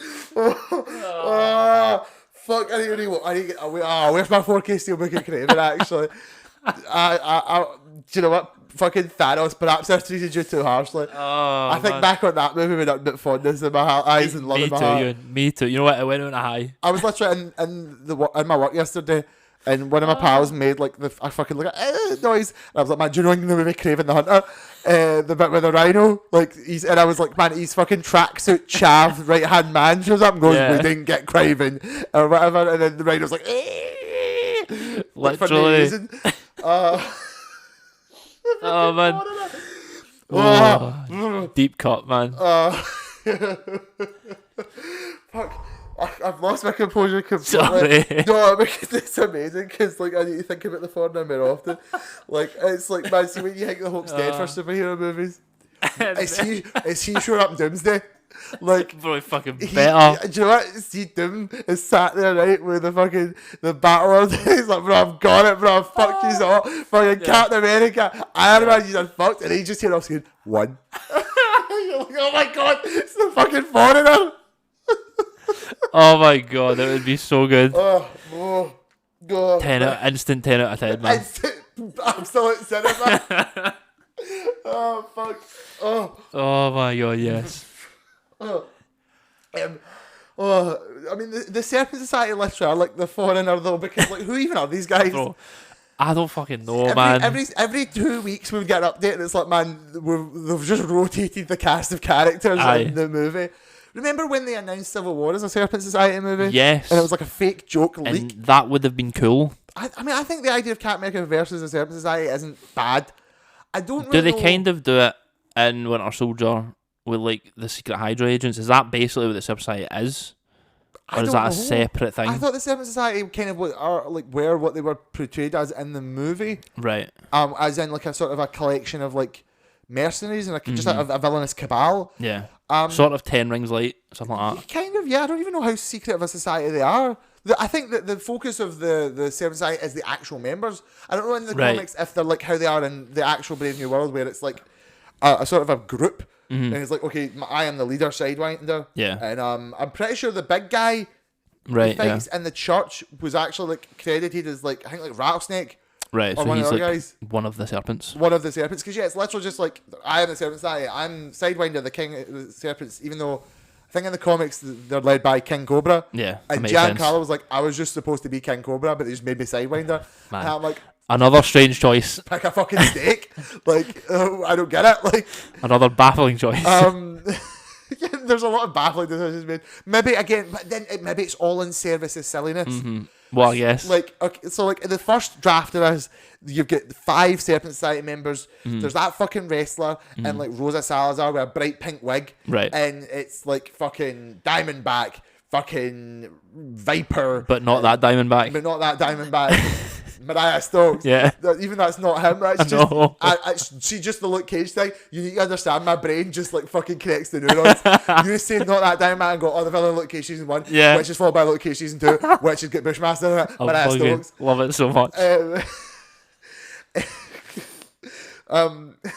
I'm sorry, man. I'm just psychic at Bushmaster you. versus Foreigner when? Like, when's that happening? At Madison Square Garden. At Madison Square Garden, bro, Monday Night Raw. So like it's a variety of snake themed people with various snake-like names. Diamondback is one of them, and Copperhead I think is one of them, but not the DC one, maybe. Right. Okay. And they all had like fucking Cyberpunk 2077 like limbs and shit. This one's got fucking knives in his arms, and this one's got like fucking Viper shoes, and like this one can jump really high, and they can all form a big Voltron. Super Serpent. And then people were like, oh, by the way, like Sam and Joaquin and also like a suited up Isaiah Bradley were all going to fight them. And it was at an airport, and like we saw set leaks, and some of those things were corroborated. Like there was an airport, there was like Rosa Salazar and Seth Rollins. Was Seth Rollins on it? Right, yeah. Like, I think it was. And then that sounds really bad. Sorry, guys, that sounds really stupid. Actually, I don't like that they're just like all the concept art was just like normal people, but they've got fucking Cyberpunk 2077 arms. The idea of Isaiah Bradley in a suit makes me want to vomit. Damn, bro. Like, yeah, that guy wouldn't suit up ever again. Every single thing in my entire being and soul was against that. So yeah, bro's not doing that. If that was ever going to happen, first off, like have the guy who thought of it executed, and then thanks for not doing it. Kevin, that's one of the things where I'm like, Kevin Feige walks in the room and he sees that on the board and he's like, what are you fucking talking about? Bro, I can't believe I pay you guys to do this. Like what are you getting paid? Because it's definitely zero now. Yeah. Like, pack up your boxes. Like, leave. Unless, I think there's going to be like a tell-on down the line. It's going to turn out that he was the one who was like, maybe we should put Isaiah Bradley in a suit. No, yeah. I know we back on Kevin Feige, but he isn't a fucking moron. Yeah, he's no dumb. Like, he's not an actual idiot. Yeah. Then there was, so then they cut as much that's possible and then rejig it to be Sidewinder. They get Giancarlo Esposito. Wasted. Absolutely wasted. Like, fucking, I feel like he's been wasted in every single thing he's been in since Breaking Bad. I feel like Breaking Bad and Better Call Saul, of course, was fucking incredible. And now I think we're just like, oh, he's the baddie man. Far Cry 6. I don't think he's wasted Mandalorian, but that might be because I like Mandalorian. I was going to say... I don't think he's been wasted It was definitely wasted in Mandalorian Season 3. Okay, maybe I'll get that. He's very good in the finale of Season 1, I'll tell you that. Yeah, know what? Yeah, I think he's certainly not had the level of success that Breaking Bad brought him since then. He deserves better roles. Sidewinder is a stinky fucking man with a gun. He absolutely does. And hopefully James Gunn will give him them. Who's his agent? Phone that guy. If he's out here, he's saying I want to be Mr. Freeze. I can see it. I'm happy for that. I think there is a better role. But if he gets Mr. Freeze, that's an excellent time. I think if you think about like animated series Mr. Freeze with that like voice, like Batman, I'm going to kill you. That's horrible. I mean, he's good at doing like Gus Fring is very monotone. I think it would be too close to like Gus actually. No, but I think like even when he's doing Gus. Right, yeah. Because when Musk, Freudian slip, when Gus isn't like in his like, oh, welcome to Los Pollos Hermanos. Yes. Like when he's in like he's fucking like, I will kill your daughter. Yes. I will kill your infant son or whatever. It's the other way around. Like I think he is a bit more, not full monotone, but he is a bit more neutral. Yes, and he manages to show emotional range within that, and I think that is just what Mr. Freeze is. Like he's very monotone. I think he could do it, but it would just be like. It might actually end up feeling a bit more like, oh god, it's like another thing that we're going to get to Giancarlo because he was good on Breaking Bad. It's just this one might actually be of substance, right? Compared to Sidewinder, King of the Serpent Which Society, isn't of any substance at all. Which is a man with a gun. Literally. It was good. He's good at Giancarlo. He's good at things. He's good at just shoot a gun. He can say lines and they sound good and they look good. And then the King Cobra thing, I'm like, I guess it's just silliness. Like, if they look right, he's the leader of the Serpent Society, which is a snake-themed mercenary outfit. What are we going to call him? King Cobra. Like, okay, why don't we just call him Sidewinder? Because then that's still one of the snake guys, but it's on the nose as King Cobra. Yeah. I don't think that would have been the biggest deal, but it's just we're looking at all these changes, and there's more I'm missing. Apparently, Sabra or whatever was supposed to get his mutant powers, and was going to have a whole thing. I'm alright, thanks. Cool. And there was Amadeus Cho was going to be in this allegedly. There's a lot of like people who were like, when instead more of Hulk characters then. well, yes, first off, instead of going to Demolition Man and the fucking SAS to get the cancer drugs checked, he went to Stark Super Industries genius. and just found like a smart guy. Yeah. I think the joke was that he literally goes in and he's like, who is the smartest person you currently have available? And it's like, oh, this is Amadeus Cho. Here he You might is. have read him in fucking Totally Awesome Hulk. Like, there you go. and apparently, like, instead of like killing him, leader would have like fucking poisoned him with gamma him. shit. Yeah. And in the post credits, he would have implied that he was getting hulked on. Bro. And it's like, again, first off, it's just another Hulk thing. That's just another Hulk thing, aye. And second of all, like, what people were pointing out was this seems to be more in line, so it's more funny, a bit more weird. Right. It's a bit more in line with the concept of the film. I think they envisioned this film as being a bit more future looking, and it still was, like, obviously stakes in that, but right. It was originally called New World Order. It was changed because that name's get really bad connotations, and it's now called Brave New World. Both of them do sort of reflect the concept of, like, this movie's about, like, a changing global state. Now, this is the one thing where I'm like, technically, I would rather they have avoided trying to do too much. Right. But at the very least, people seem to think the intent was like, okay, the movie's about like adamantium and the Celestials. Yeah. There's a mutant in this one because mutants are coming. There's like a young Hulk in this one because the future generation of heroes are getting shifted in, you know. Right. Like things are changing on a global scale. I just there was a worry that it was going to be a bit too silly. Right. And it was going to be a bit too juggling, a bit too much like, oh, by the way, we need to fucking have a whole thing about how Sabra is a mutant. Yeah. Whether that's like good or bad. And like we need to have a whole aside about like Amadeus Cho and like setting up like future fucking champion shit. Should get too much going on. Which is like, yeah, we don't need that much because if you think about what we could get in this movie, it was enough. It was strong enough. I think so. I think the tone's probably the biggest thing that seems to have had a change. A change, aye. Yeah. So I was going to say, do you agree with me? As if, like, do you agree with what I'm saying? But do you hear what I'm saying? And do you think? Yeah. Do you think, in regards to what we're hearing, that going the more serious route and cutting that down was a bit better, or do you think it's lacking now because it's cut out? No, I think it's better. I prefer when it takes it a bit more serious. In general, I'm quite happy for some levity and some laughs. I'm not saying that like Taika Waititi Thor has zero place. It's just not the Thor I'd prefer, obviously. But there is times when it can be jokey and funny. I think this movie was never set up to be that way. Like, what if we're doing like political thriller, the way it's ended up in this movie, having it be more serious and kind of taking it seriously, because that's how Black Panther 2 took it, and that was also kind of like political thriller dealing with other nations and how that tension might unfold. Yeah, I think it just works better. It's a really fascinating thing to say because a lot of people are like, oh, it's like Winter Soldier. And I'm like, I think it's more like Black Panther 2. Yeah. Because it feels more like that. Proper conspiracy spy shit. I think maybe they wanted to be like Winter Soldier. Right. But I feel like the leader never really leveled up, matched it in that. Yeah. Instead, it felt more like a complex geopolitical situation type of movie rather than a deep, intrinsically layered conspiracy. And it feels, and it's obviously easy, I think, to link it to Black Panther because Black Panther, Wakanda as the nation, have such a rich mineral in vibranium. And now, instead of like Wakanda just have that on lock, so it's up to them if they share it or not. But now we've found adamantium, the new super metal, in the middle of the ocean, and it's just free reign. Like, it's a free for all. Now that we're fucking set up trade deals and shit, so, it's like the Phantom Menace. Yeah, so America somehow have decided to be quite diplomatic and share the thing. The MCU as a work of fiction. Well, yeah, you're right. So I think taking it that angle and trying to get all the nations on board and then having some tension that way. Oh my God, there's been some subterfuge. Japan thinks. Turns out that's not the case, but obviously with the information they have, it would look that way. And having it go all that route and be more serious, and then it all fuck up in the end, obviously, and then Captain America has to come and fix it because that's what the heroes do. I think it just plays much better than if in the middle of the scene where Japan find out that America's espionaging them, they play a fucking joke, and it would just undercut the entire thing. Do you know what I mean? Like, I think it would be much better. Oh man, just the way they did it. No, yeah, I guess we can't say for certain. Of course, because yeah, a lot of this we'll is never just know. speculation based on rumors and leaks. But I think maybe I feel like I'm taking the L and being like, look, do you know what? For all the jokes, Damn. If this was what we got, and we could have got much worse. Fair enough, guys. Maybe we saved it. Maybe we got a bit of saviour here. Yeah. Would you have rathered it be worse?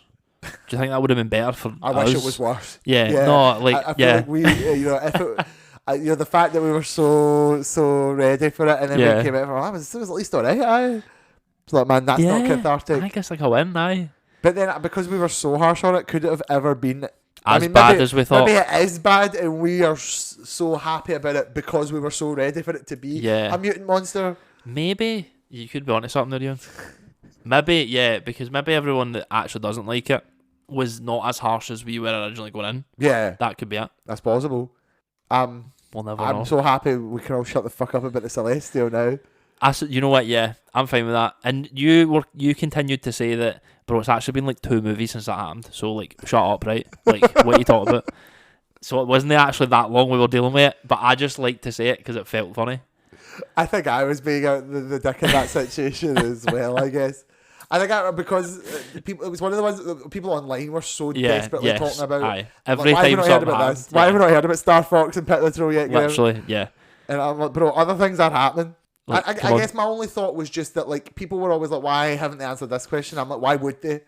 Guardians Volume 3 isn't going to talk about like that's not talking about it, aye. Exactly. And that's like fucking 3 years before any other movies and in space. Aye.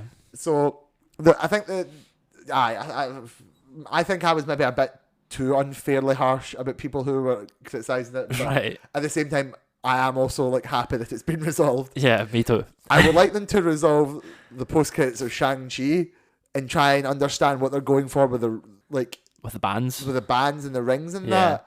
I suppose we will see immediately in the next project, not Fantastic Four, but the one after that. Thunderbolts. Oh, sorry, no, that Doomsday. I mean, yeah. Thunderbolts coming out first anyway. That is true, actually. Yeah, hopefully. You might see Fantastic Four, I guess. Might see Thunderbolts. We might. Well, I guess. Perhaps. Maybe Sentry's got like see that S on his band. Like maybe that's like something crazy. I think on his planet it means hope.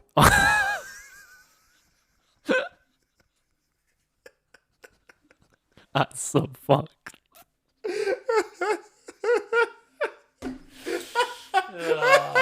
Man, we should just end it there. I wish we could do, but we've got to talk about the cast of Avengers Doomsday. We have to talk about that 5-hour-long video that everyone watched. Me and Rebecca were getting tattoos. They were, yes. We were getting a tattoo. It's lovely. First ever tattoo, guys. It's a little Animal Crossing floating like present box. It's absolutely delightful. Me and Rebecca have got a matching tattoo. Yes. Very cute. There's a tattoo artist. So if you're in the Glasgow area, shout out to a work friend of mine, Hannah Gillespie. She's doing tattoos now, and she's really cool and love it lots. And we were watching this video while it was happening. It was they would show a chair with a name on it, a member of the cast. Yes. And then after a period of perhaps 15-20 minutes, they would swell some music and move on to the next chair. Yes. And this continued for 325 minutes, something like that. Yeah, roughly 325 years. Yes, yeah. It felt like until we were given the first primary cast. Yeah, so this is like a thing, right? Like this is not all of the cast, right? Exactly this. Which is confusing to me because there are some names missing from this that should probably be in the cast but are not in this first cast, which is weird. Yeah, well that's interesting. So I've got 2 lists here. Now they did say though that they were like, look, we probably will do more cast. Yes. We don't know how and when and for what reason. But there might be more people in this movie. There may be more cast of the movie. Yeah. And what we're going to do is, so let's quickly grab my list and we'll just say the base details of who's in it, and then we will sort of... Okay. Let's do... Save the spicy ones if you can. Okay, so I'll go for the obvious ones first. Yes. So we've got Anthony Mackie, Captain America. Mm-hmm. We've got... Well, we know about him, but I'll talk about the big guy. Right, yeah. We've got Paul Rudd, Ant-Man. Yes. We've got the... God, sorry, they've ordered this list not in reveal order. Yeah, I think Thor was first. Yeah. So Chris Hemsworth, the Fantastic Four, yeah, the Thunderbolts. Yep, they're in it. Although, is it everyone from the Thunderbolts? Oh, well, it's missing one particular, which we know about, already. Except Taskmaster. What if this is the long con? Yeah, make of that what you will. The long con Thunderbolts comes out, they do like a single video, and it's like fucking. It's what's her name? It's Olga. Olga Kurylenko. Yeah. Like, we got her, boys. Could be, bro. It could be. Yeah, Fantastic Four, Captain America and the Falcon. Did they announce is Ghost in it? Yes, man, Hannah John Cameron was up there on the screen. That's crazy, man. You'll have to see it for her as well. Fair, yeah. Let's go. This is actually, sorry, if I think about this, it's a bit weird. Captain America and the Falcon, the Fantastic Four, Thor, Ant-Man, Shang-Chi, and the Thunderbolts. And then the rest of them are the ones that start to make you go like, ooh. Okay. Interesting. Some of the disparate ones that aren't too big a deal, or like not too big. Black Panther, Letitia Wright. Yep. Lock that back in, fair enough. Winston Duke and Baka. Oh, cool. He's name cast, all right. Big in it. Namor. Out of nowhere. I guess that guy was maybe has beat the allegations. I suppose so, yeah. Not heard them talk about it. I suppose so. Well, Jonathan Majors hasn't come back yet. Well, he definitely does not beat the allegations. No. There was recently an audio file found where he admits to have been doing the thing. He, in fact, created more allegations. But if anything, he's making the whole worse. Yeah. But I guess he'll be in Creed 5 or whatever, so and, it's fine. Michael B. Jordan catching strays for it. Yeah, Michael B. Jordan's like, do you know who I love? Jonathan Majors, I guess. Anyway, come see Sinners. Like, I might see Sinners, it looks good. That's it. Okay, that's the bog standard one. There's one more separate that did catch me, but he's not a complete unknown. And that's Tom Hiddleston Loki. Yes, aye. Cool beans.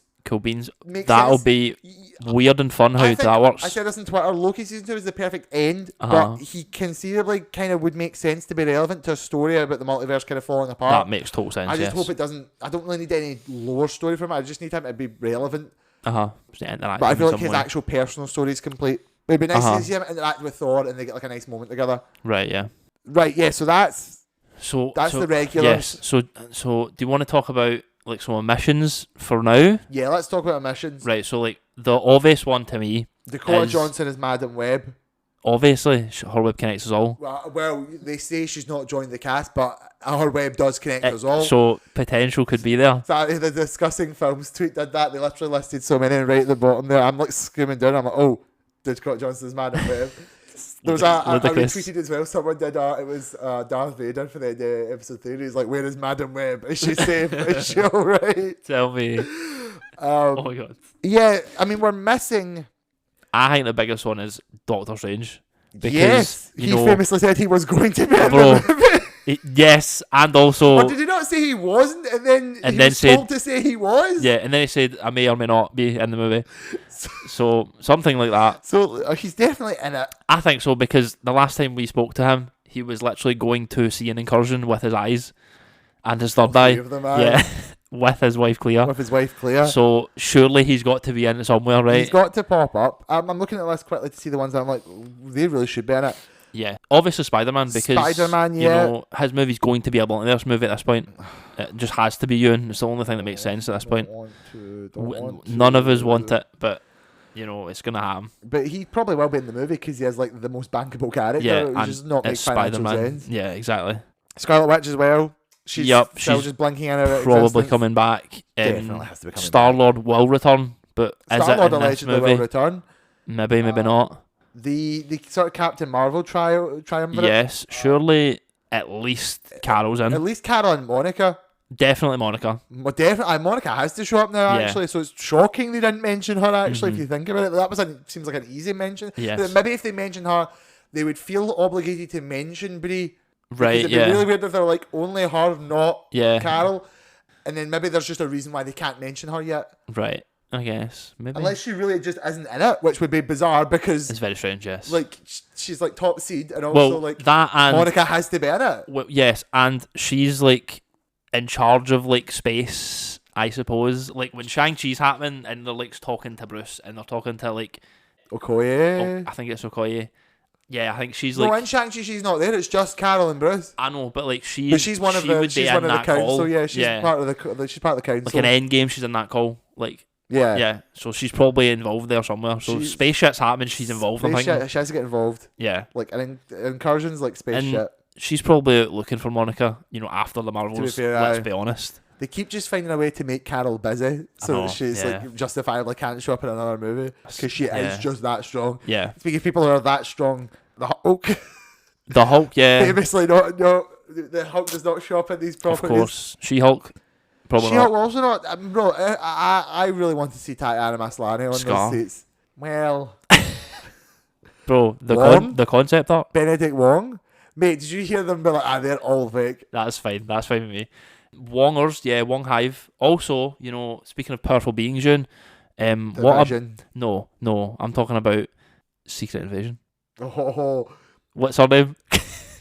Gaia? Yeah. Bro, she's not even on that. This fucking list went out their way to include Dakota Johnson's Man and Web, but they did not include Emilia Clarke as Gaia. Man, ludicrous behaviour. Man, it does mention Samuel Jackson's Nick Fury. Okay. Yeah, Olga Kurylenko's Taskmaster. Yeah. We'll see in a couple months. Sorry about that, guys. Yeah, I mean, some of the others, like the kids not being in it, I don't know if I'm fussed or not, but I feel like the Champions is a post-Secret Wars thing. I think that's it's that or it's in Secret Wars. I think it's in Doomsday. Doomsday seems like we're hitting big first, right? Doomsday's the action movie. We're swinging. Well, the gate. Once we talk about the cast, I think we're going to talk about what we think the movie is going to be. And I'm going to I've got some ideas. I've got some ideas. Although you might have the same idea now, and that probably will upset you that you've had this idea. But right. We'll wait and see. We'll see when we get there. And then, I mean, they've wrote down at the top as well, Hayley Atwell and Chris Evans. Yeah, I don't think Chris Evans. Chris Evans seems like I'm not coming back. Hayley Atwell not get confirmed? I don't think so, no. She was confirmed for something recently, was she not? I don't know. But yeah, Hayley Atwell would say yes to it, right? Definitely. Chris Evans seems like he's confident and steadfast in saying I'm not coming back at least till like I'm 49,000 years old. What happens when they ride the dump truck of money up to him? I mean, they already burnt the whole film's budget to get fucking Downey back. See, that's the problem. Because Downey was one of the ones I didn't mention for the confirmed cast list. Well, obviously, Downey is Doom, maybe. You know that, don't you? So I mean, Moon Knight, Valkyrie, the Wasp. The Wasp is like showing. Like the Wasp's probably in, yeah. She's probably gonna be there. Moon Knight, it doesn't make sense for me. Paul Bettany's White Vision. I don't think so. No, he needs his series first. I think. Ironheart, same kind of thing. She could be in it, but then we will get her series. We're getting her series this year. We will get it, but I don't know if. But I feel like Ironheart, they maybe could just peddle on the Champions a wee bit. That's what I'm thinking. Like she'll end up with Hawkeye and fucking Kamala and stuff like that. Miss Marvel and fucking Stature. Yeah, and fucking Speedwick, if they ever get them sorted. I don't know. I was gonna say get them on the blower. We'll see. So most of them are a bit like, I don't know. They feel like either half of them seem foregone and half of them seem they're not going to be in it anyway. Don Cheadle's War Machine. And like, who's to say they don't show up in Secret Wars? Or they don't show up in some form in Doomsday. If you catch my meaning. Would you think they do fucking Terrence Howard War Machine? I think they might do something crazy like that. Yeah. I don't think Terrence Howard will say yes to that. Well, why would you think that there would be any crazy multiverse type shenanigans in Avengers Doomsday? What would lead you to believe such a thing could be occurring? Well, I would say the cast list itself, Ewan. So return to the original cast list. Yes, if you would continue down the list now, please. So where did it begin? I think it began with Patrick Stewart. No, I don't think it began with that. I'm fairly certain it was Kelsey Grammer that first was announced. Yes, it was. Kelsey Grammer Beast. Because we've seen him already. He's been in it. Yeah. Technically, we've also seen Patrick Stewart, Professor X. No way, I'll give you that. But that's two. So yeah, Kelsey Grammer Beast, you're like, oh, that's a big fucking deal. That's cool. I wanted to know where we were going with that. We're going to touch on the Monica thing. Yes. And then I'm like, man, fucking Patrick Stewart. Yeah. I'm like, Charles Xavier. Oh my god. Patrick Stewart. What the fuck? Fair enough. We maybe getting a bit more a substantial role than he was in Doctor Strange 2. Yeah. You know? Proper send off. We'll see. And then they're like, oh, Ian McKellen Magneto. I can't believe you've asked this man once again to work with green screen. How could you do this? Deadpool and Wolverine were right when they said they were doing this till they're 90. And they still are. Oh, but to be fair, speaking of famously omitted, Hugh Jackman and Ryan Reynolds. I suppose not the cast list Avengers Doomsday. I suppose they're too busy not doing anything. Making a lot of money. One of them's running a football team and the other one's performing on Broadway, I think. Probably, yeah. It's always doing that. But then, after that, they just kind of start going. Bro, they just kept going. They just kept going. I think they pulled out. They just decided to grab old files or something, and we're like, oh man, who's that? Just put that name on the shot. Were you in a movie before? Yeah, get them in. So phone I can't remember the exact order. So we'll just run it then. But yeah. I'm pretty sure it went Alan Cumming. Right. And I was like, whoa. Yeah, it was. Because we saw Magneto and I'm like, what? Whoa, McKellen's back as Magneto. Big. That's wild and weird. Yeah. And I'm like, Alan Cumming? I'm like, wait, what the fuck? Yeah. What? Alan Cumming Nightcrawler. Yeah. Then they were like, the GOAT, the capital GOAT. Mr. Donut Man? Mr. Donut Lord. Sorry. James Marsden Cyclops. And I was like, oh, yes. Oh shit. Yes. Oh my god. Oh boys. my god. Oh my god. I can't believe it. Then they were like, Can't believe it. to just like cushion the blow, Rebecca Romijn Mystique. Yep. Just, aye. Would you Okay. rather have Jennifer Lawrence? No, Exactly. I guess not. I just think it's a bit. I'm surprised that they were like Mystique's one of the big ones. Mystique is in, yeah. Well, let's go. Did she survive X-Men?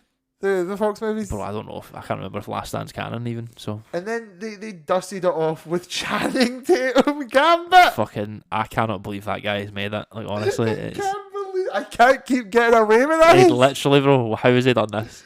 So there is an entire Fox X-Men team in this movie. Literally. With possibly more of the way.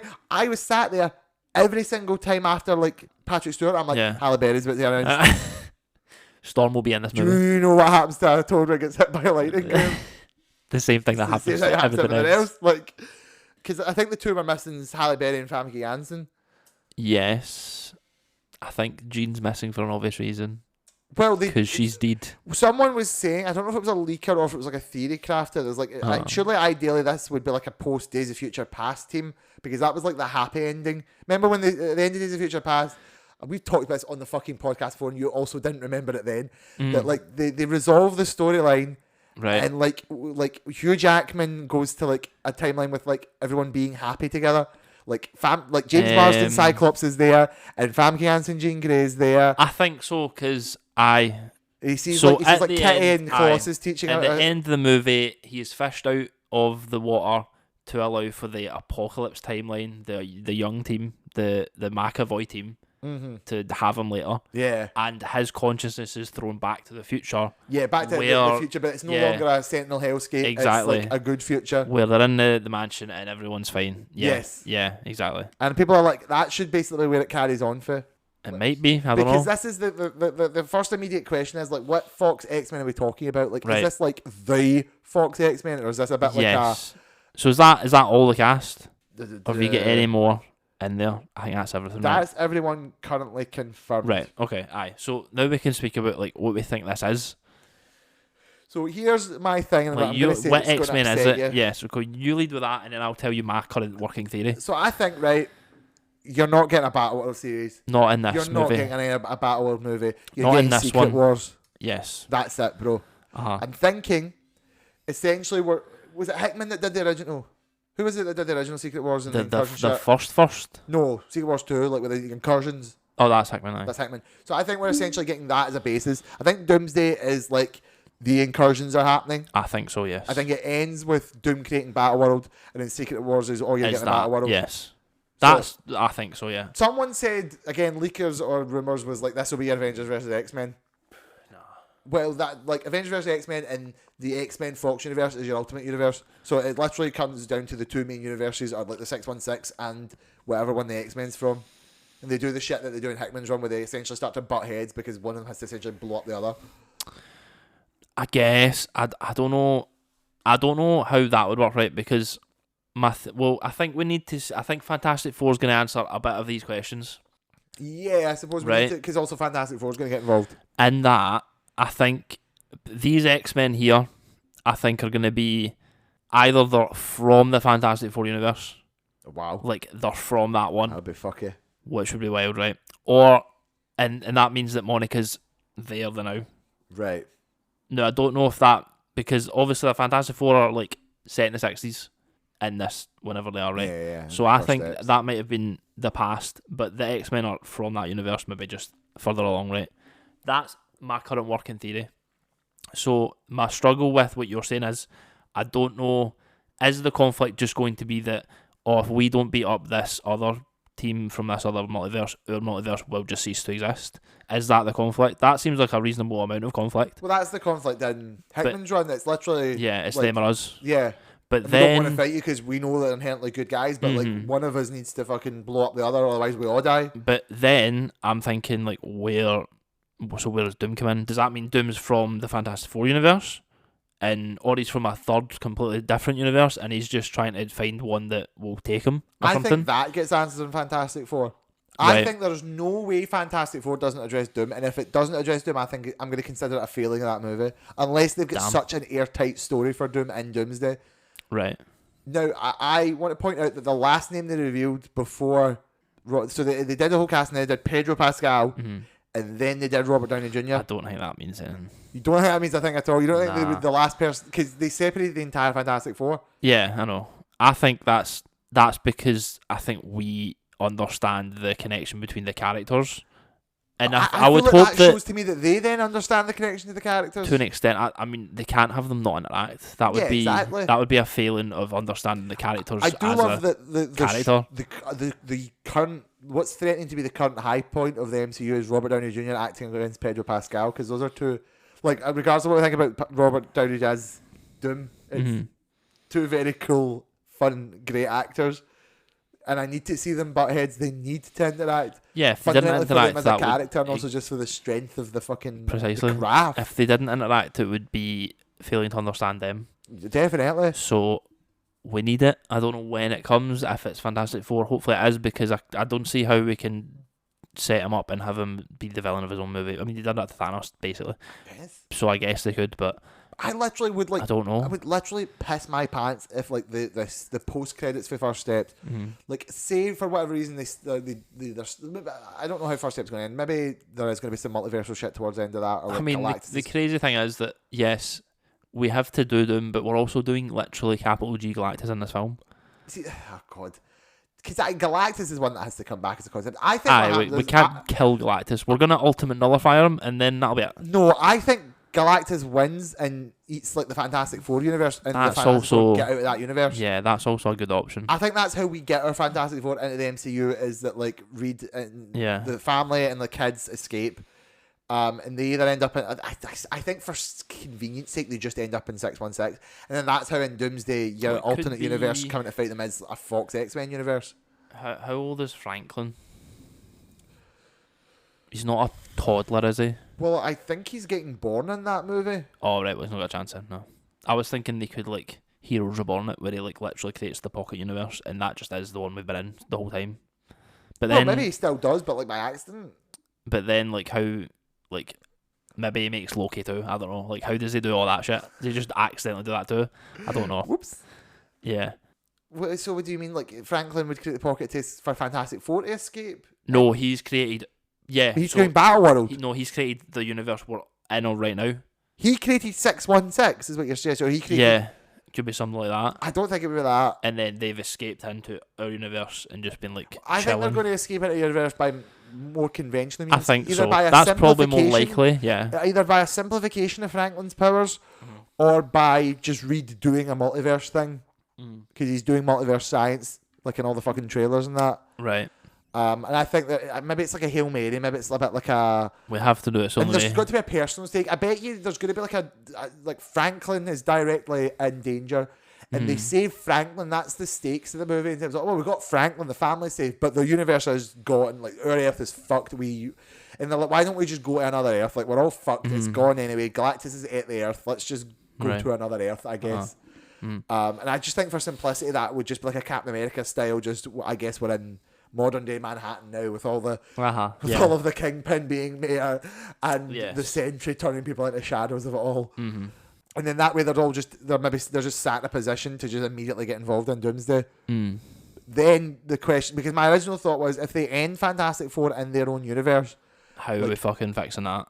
Well, I was more like the post-credit scene. That's easily just like fucking, we've got Doctor Strange appears. We've actually got a wealthy... No, I haven't taken Doctor Doom. I'm like, bro, we've got a wealthy donor for you to meet, Reed. I'd like you to meet fucking Victor Von Doom. See, if that's the only interaction, I'm pissed off. Well, I don't think it's the only interaction. I mean, I'm more thinking about, like, Fantastic Four, the movie has to introduce Doctor Doom. Yeah, but even if that is the only one... actually have in that movie, yes, aye, because Aye, I need more than that. And I need a bit of that, guys. The problem is, right, and you know what? We're just never getting over this hill, Ewan, right? If it was not Robert Downey Jr., there would be no issues, right? I just can't stop. I just can't not say that fact, right? I know. I don't think I'm going to get over it either. Like, we're saying, I just said there, I don't think they can do Doom, introduce him in the movie, and then have the whole movie be him. But they literally did that to Thanos, right? Yeah. If it's literally any other actor, I think the same rule applies. Where they're like, oh man, they done it with Thanos. It's probably fine. Don't worry about it. But because it's Robert Downey Jr., it's just an issue. And it's only an issue because of him being so good as Iron Man and the fact that he was Iron Man. I know, it's really weird that Iron Man's just Doctor Doom. It's fucking very odd. And I don't know if... even if it's amazing, I don't even know if I'll be fine with it in the end. Do you I don't flip understand. your shit if they just do the thing where he's an Iron Man variant? That would be... I think it would be the worst decision they could make, yeah. Even though that makes logically the most sense, technically because you cast Iron Man. Literally that. See, if you just didn't cast Iron Man, you could just do normal Doom just shit. do actual Doctor Doom. Yeah. Like... So I suppose there is a logic behind what you're saying there, and it would begrudgingly... I would begrudgingly accept it, but I would hate to see it. Despite my better angels, literally, like despite my God's best judgment. Oh God, I think I could see a world where like you can just do him in Doomsday. Okay, but then, yeah, what's the point of him in Doomsday if Doomsday's the incursions movie? Mm-hmm. Like you're right. How How you're can you saying... have Doom be an omnipresence when the problem with the incursions is the incursions itself? Like if you were to have it be like just a flat out like Hickman's run, like the incursions are happening, we had to figure out how to stop them. We can't stop them. We're at the final incursion. We have to fight this other world for our own survival, and then Doom comes at the end and fixes it. Because Doom to work has to be an established force, so you can't also just have Doom show up at the end of that one out of nowhere as like a shocker, because then I don't think a Doom can lead a Secret Wars when you already don't have Doom as a basis. Do you get what I mean? Like, the strength of Doom being the leader is, and like, Secret Wars isn't Doctor Doom's first appearance. Yeah. And that's like a level up for Doom. That's like oh man, look how fucking even stronger Doom is. Look how fucking far Doom can go. Yeah. If you start there, so you need to essentially have a full Doctor Doom story in Doomsday for us to get an idea of what Doctor Doom is like as a fucking person and as a power set, for him to then level it up in Secret Wars.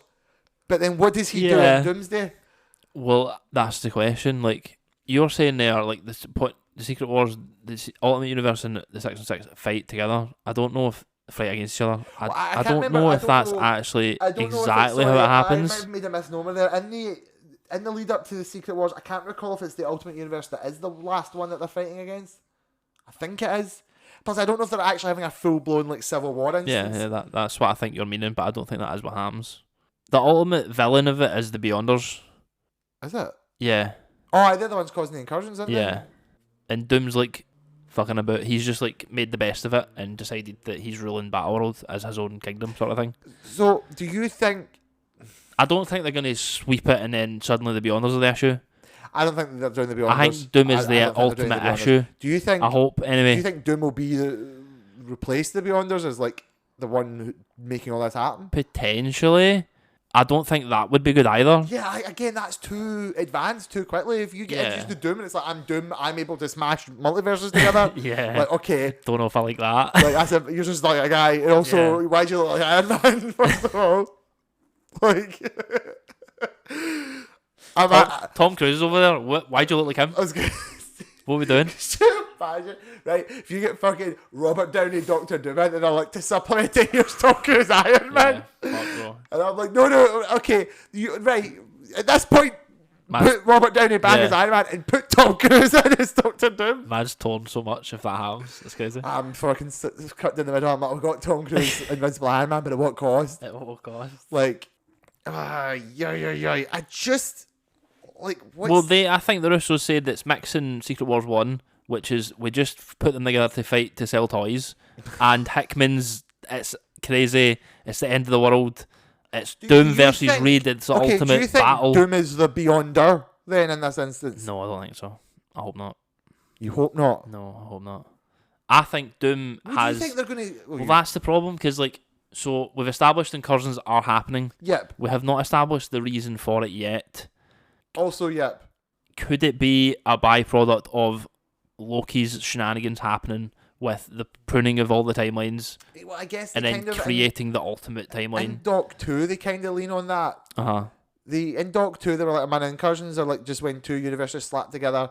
It seems to be when two things push against, like Doctor Strange doing his dream walking, where he was trying to fucking be one universe and live in the body of another universe. Or when the prime being's taken out, and then it starts to wither and die. That's the Deadpool thing. But could they have done that to some universes? You could maybe use that as logistics. I think that's more just a separate sort of thing. Right. They're eventually a prime universe being will die, and that essentially signals the slow death of that universe. Right, yeah. As a natural part of life. I don't think an incursion's a natural part of life. I think an incursion's a perversion of it. Yeah. But they still could fuck it out. They could be like, I fucking completely fucked this timeline by throwing its prime being out the window, and that caused it to swivel off course into another universe. Yeah.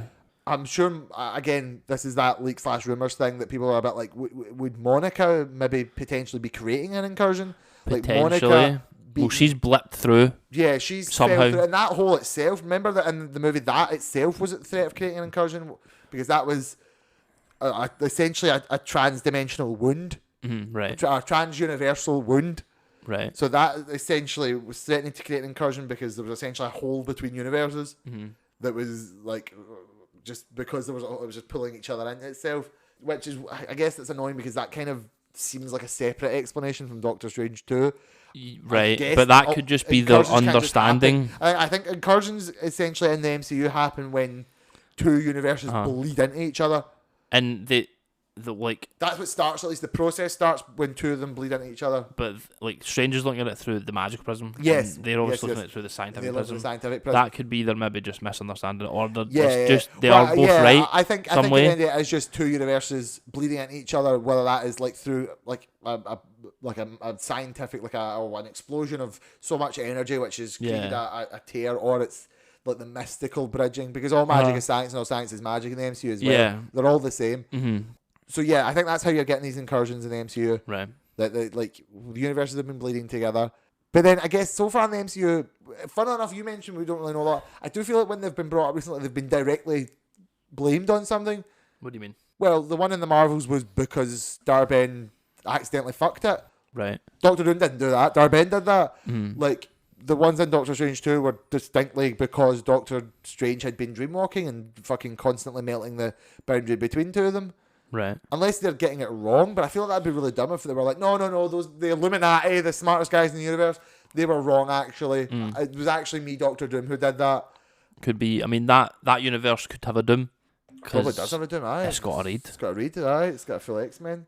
You would think. I mean, the next question we could ask then, because we can't answer the one we've got, is why is it the X-Men? And why is it these X-Men specifically?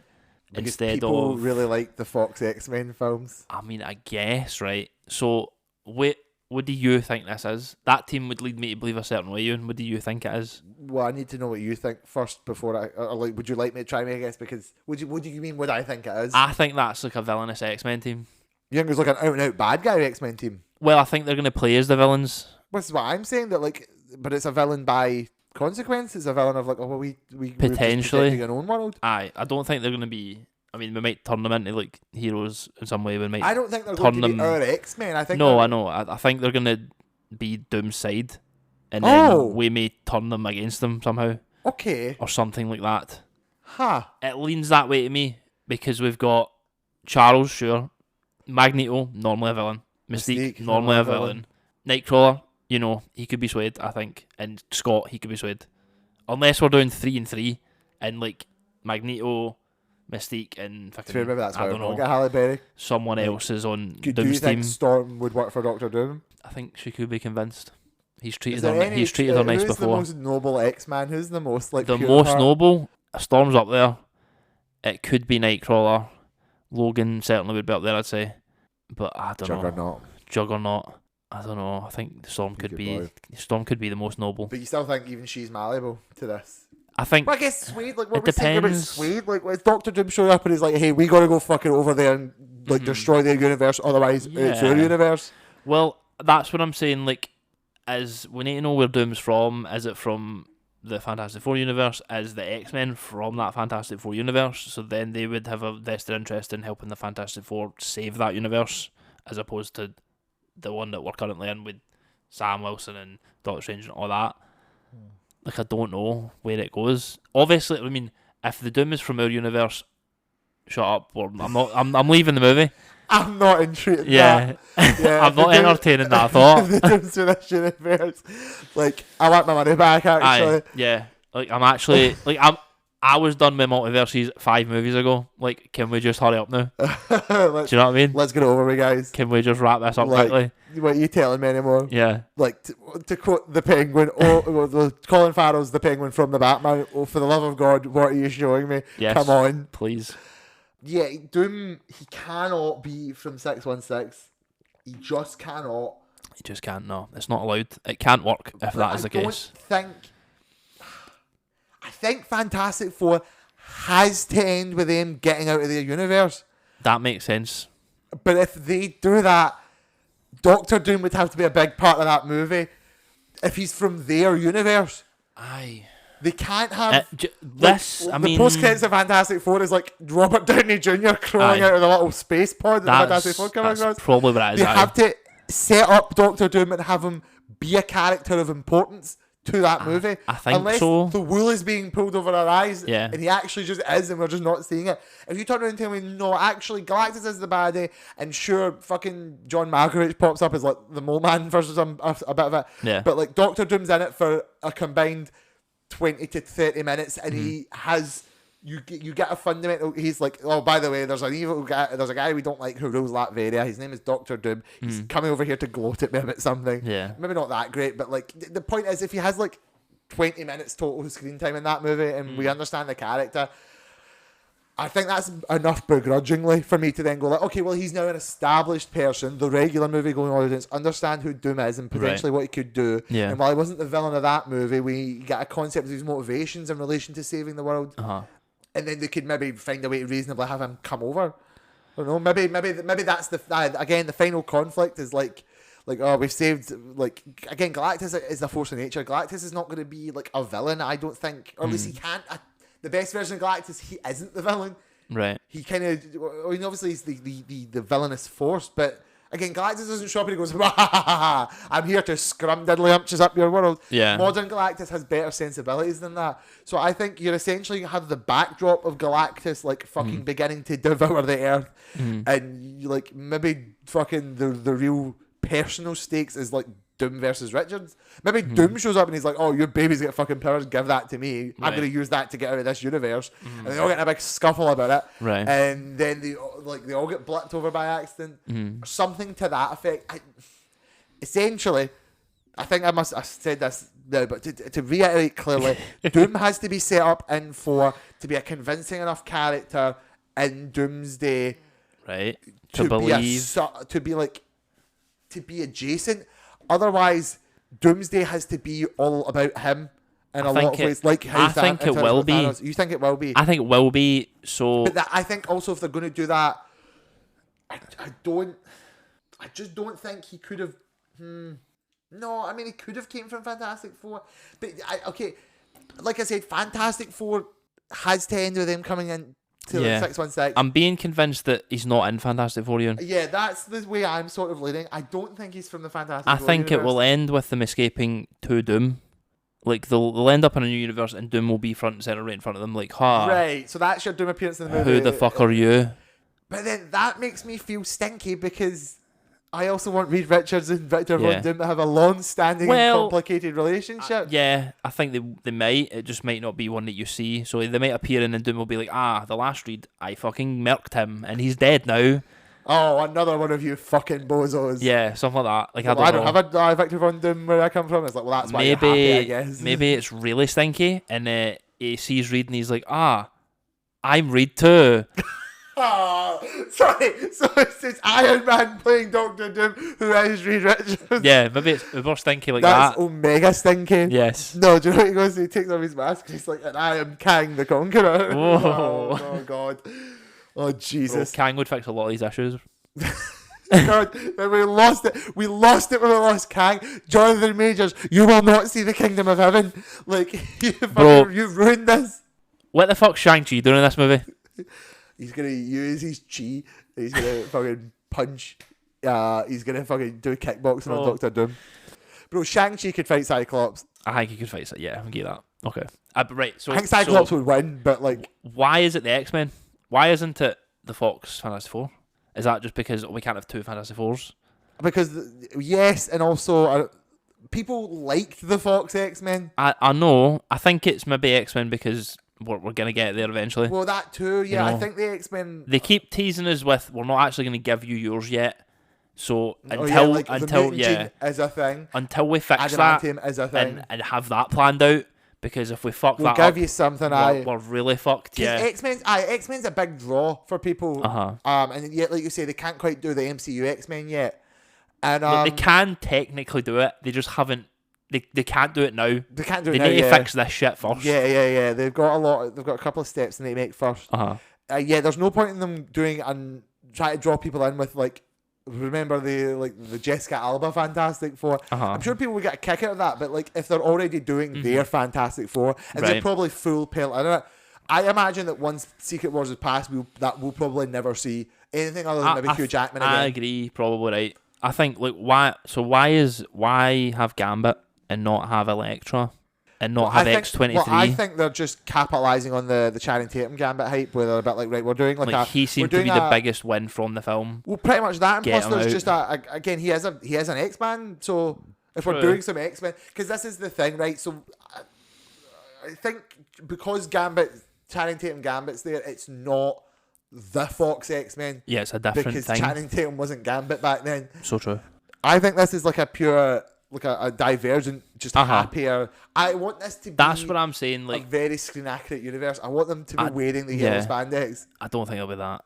I don't know. We had fucking Patrick Stewart in the fucking hover chair and Doctor Strange too. We might go kind of more crazy comic accurate. I don't think it will be. I'm leaning more like it's just a negative spin. They've come from like this awful war torn Apocalypse 1 fucking universe or something, and Doom's like appealed to their nature somehow, and they've sided with him.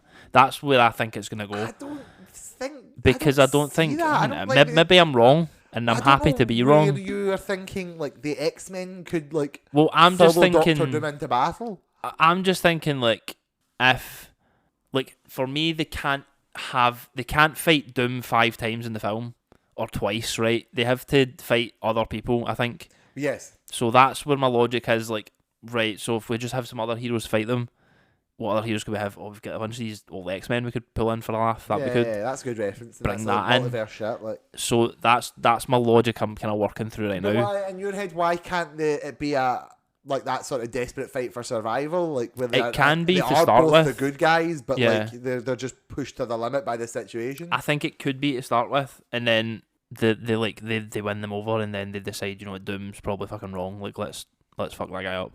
And then they all go to him. But then we need to remember this is 2 movies.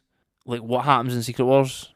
Like, are we all just fighting Doom the whole time? Happen in Secret Wars, yeah. And I mean, I'm saying why don't we have the Fox Fantastic Four? Maybe they are actually in the cast, and we don't have them yet. True, aye. Like, and they turn up in Secret Wars or something. I don't know. Maybe there is. I mean, there's probably more X-Men coming, right? Like Hugh Jackman probably is in the movie. Hugh Jackman's definitely in it. Ryan Reynolds probably is in the movie. I don't think it'd be that hard to get Famke Janssen or Halle Berry. I don't think so. Halle Berry maybe more. I was saying like it would have fucking rocked my planet if they went like fucking Patrick Stewart, Ian McKellen, and then like James McAvoy, Michael Fassbender. Yeah, I mean, I think you can only have one of them, but I don't think there would. I think you could bring in like Ty Sheridan or something. Well, maybe or bring in Alexander Shipp instead of Halle Berry. You could probably do that easier. Do you think Quicksilver? Oh yeah, Ralph Boner, he could pop up. Evan Pierce again. What was her name again? Do you think Vuk will pop up? Who? Jessica Chastain's character from X-Men Dark Phoenix. I don't think that lady who was meant to be whatever alien race she was meant to be again will turn I up. always thought she was just supposed to be Lalandra. Like, if you're doing, I don't know why, but I'm like, it's the Dark Phoenix. It just has to be the Shi'ar. Yeah, maybe it was. They just turned it to be like another aliens who actually are Marvel comic canon, but they're just not as important as the Shi'ar. Not the one you thought you'd get. Are you telling me? I thought I could very easily imagine Jessica Chastain fucking James McAvoy. I could imagine it. Yeah. I have imagined it. Yeah, bro. Imperium comic. Oh, let's wait bro, and see. Yeah. What will happen to Lalandra and Charles Xavier? Yeah, I guess the devil's also in the what's not been announced. That is so true, Ewan. Yeah. But then, because like, Secret Wars does feel like it's going to be we have to keep fighting Doctor Doom movie. Yeah, and then we eventually beat him, of course. In my head, Doomsday can't be that then. Right, I need to ask you this, hold on, before you tee off, right? Before you tee off. So when we beat them, like, do we get another Doom, or is that just it? Like, oh my fucking god! Oh Christ! Because like we could live in a world, June, where we get 2 Doctor Doom movies, having built up and wanted Doom for 8 years, 10 years, whatever it is, what's been going on, and that's it now. We blew our load on Robert Downey Jr. as Doom. Oh, fuck! Oh, that's made me really angry. I'm sorry, Ewan. But yeah, we need to think about past this time, and we won't really be bothered because after this, it'll be the mutant saga. And we'll have loads of mutant shit to deal with. Great. We'll have the Blob. Yes. And we'll have fucking the Hellfire Club. Oh, based. Yes. And Mr. Sebastian Sinister, Shaw. Yes. And fucking Dakin. Yes. Wolverine's son. And I don't know. Stuff. Juggernaut. Yeah. Exoswords and Sitarak. Fucking all that.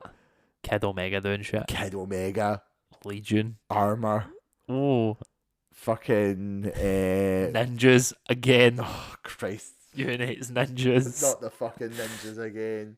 Not the fucking ninjas again, bro. Do you know what? Daredevil season 2 is just going to be on again. It's just going to be Shadowlands. Do you know what's scary as well though? Like, see X-Men, they just do a lot of multiverse shit, don't they? They do.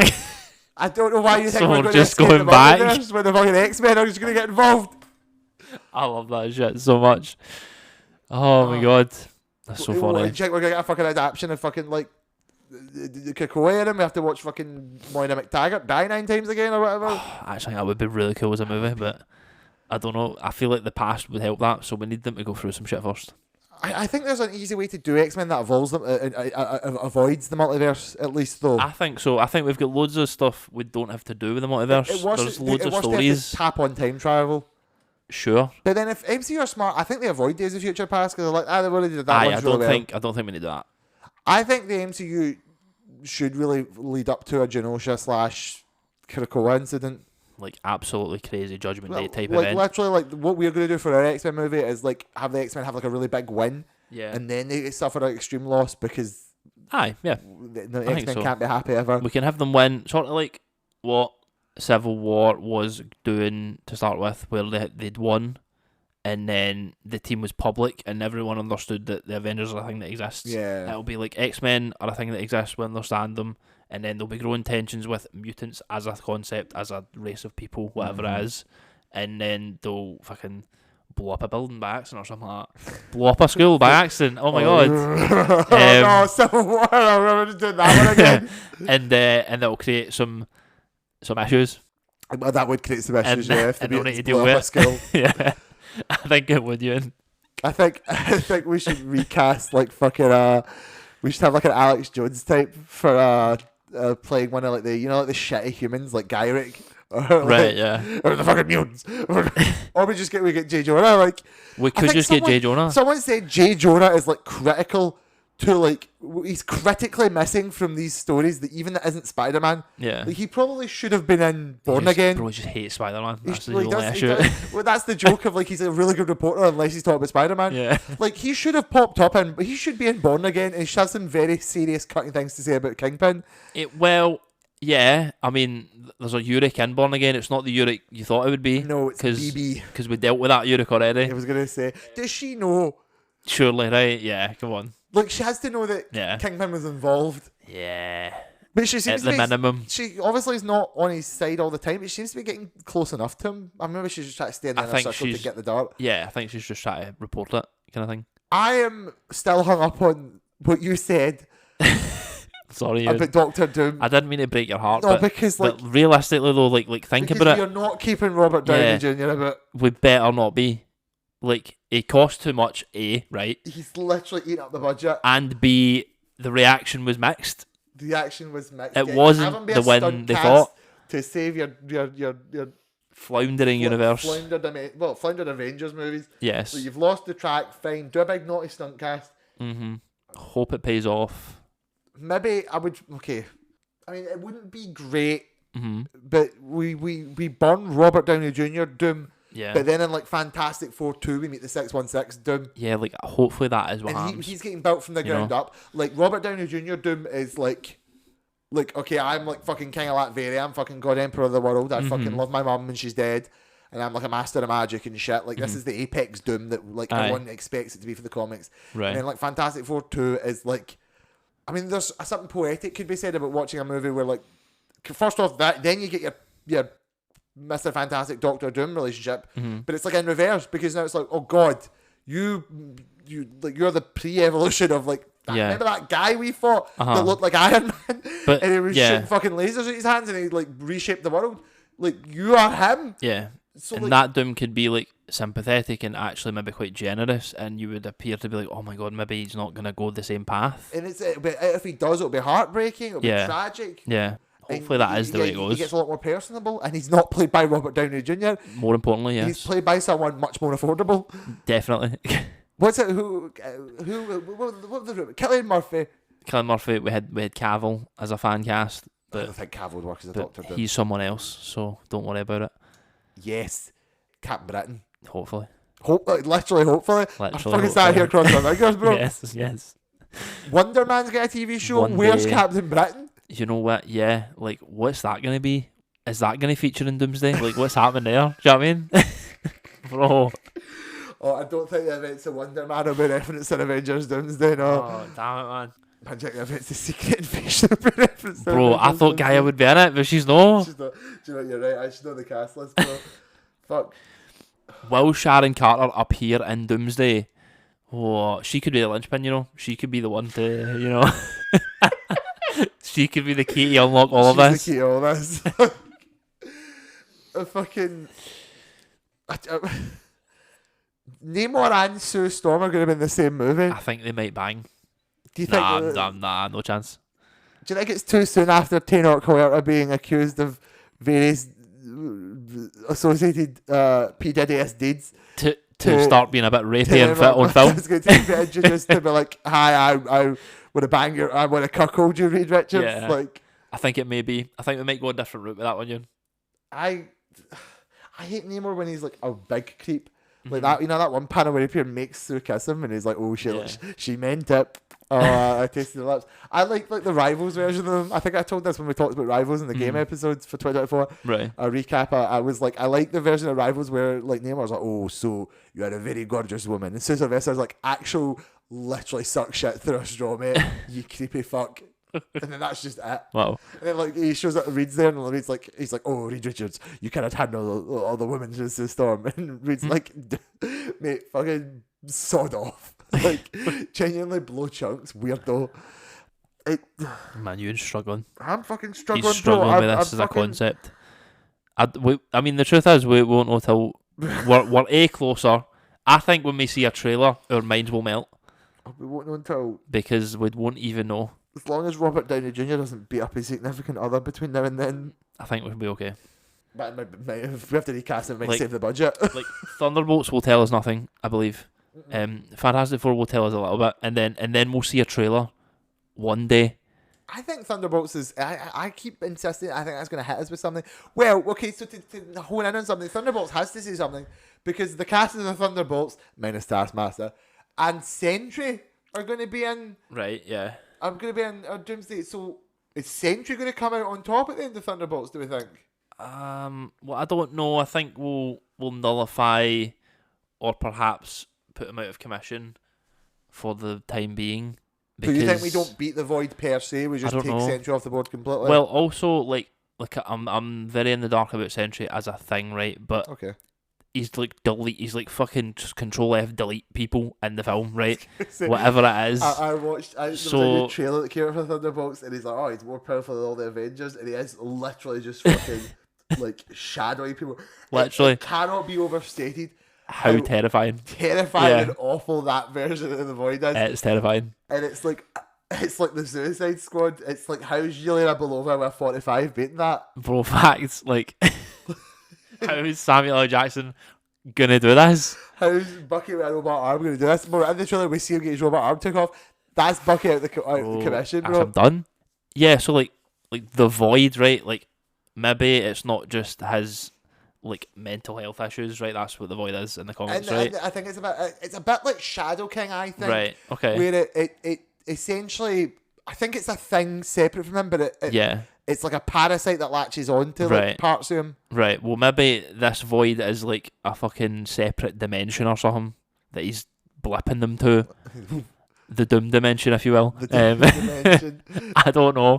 The Doctor Doom dimension. Yeah, I don't know. That's probably nonsense I'm spouting, but like I think we'll I don't know, nullify him for now, and he'll appear. Ultimate nullify him. And we'll like I don't know. Therapize him or something, and he's like, I can be a good guy now. We're rehabilitating you, mate. You're back in. I swear I'm only going to blip the bad guys now. Can you send Dr. Doom to the shadow? Can you snap your fingers and fucking literally turn him into Hiroshima Ghost? Here's a dual disc, right? I need you to go to Dr. Doom's house, and I need you to duel him for the Shadow Realm. Bro, you know the Void is fucking playing the Celioric Alcos. 100%. He's playing the game, man. He's risking it all. I think Doctor Doom would pull out that shit that they do in the duel against darts, where he can just like fucking, I can make fucking like the Claws of Hermos have infinity +1 or whatever. Yeah, I'm just like that. Like Doctor Doom could do that. And you'd be like, that's bullshit, Doctor Doom. I used actual magic, and then I used my spell card. But I played Monster Reborn. I fucking pulled a guy out the ground. Yeah. Like, the Abomination, he's back. I've got him right here. The Void, he's back. Like, Doctor Doom's like, Void, quickly, turn James Marsden Cyclops into a ghost. Delete him, please. Yeah, they've got to do... Oh, this is Thunderbolts talk, but like... Bro, they're just moving into the tower. Like, that's all they're dealing with. You know what I mean? Like... They've got family dynamic issues, you know what I'm saying? Red Guardian's like, daughter. I've been fucking... What? Yeah, Red Guardian's like, ooh, I miss you. Why can't we be happy family? Sorry, I think you said doctor, not door. It's Red Guardian go, oh, doctor. Please. I can't, I'm actually losing a wee bit. I'm freaking out because I'm like, what are the fucking Thunderbolts going to do against a man who can turn people into shadows? Bro, you don't understand. They have makings of great team. Come on. Like on the Wheaties mugs. What is bootleg Captain America going to... Like, he's going to chuck his shield and instead just going to turn his shield into dust. It's going to turn him into dust. Yeah, like, do you think Taskmaster can copy the blip?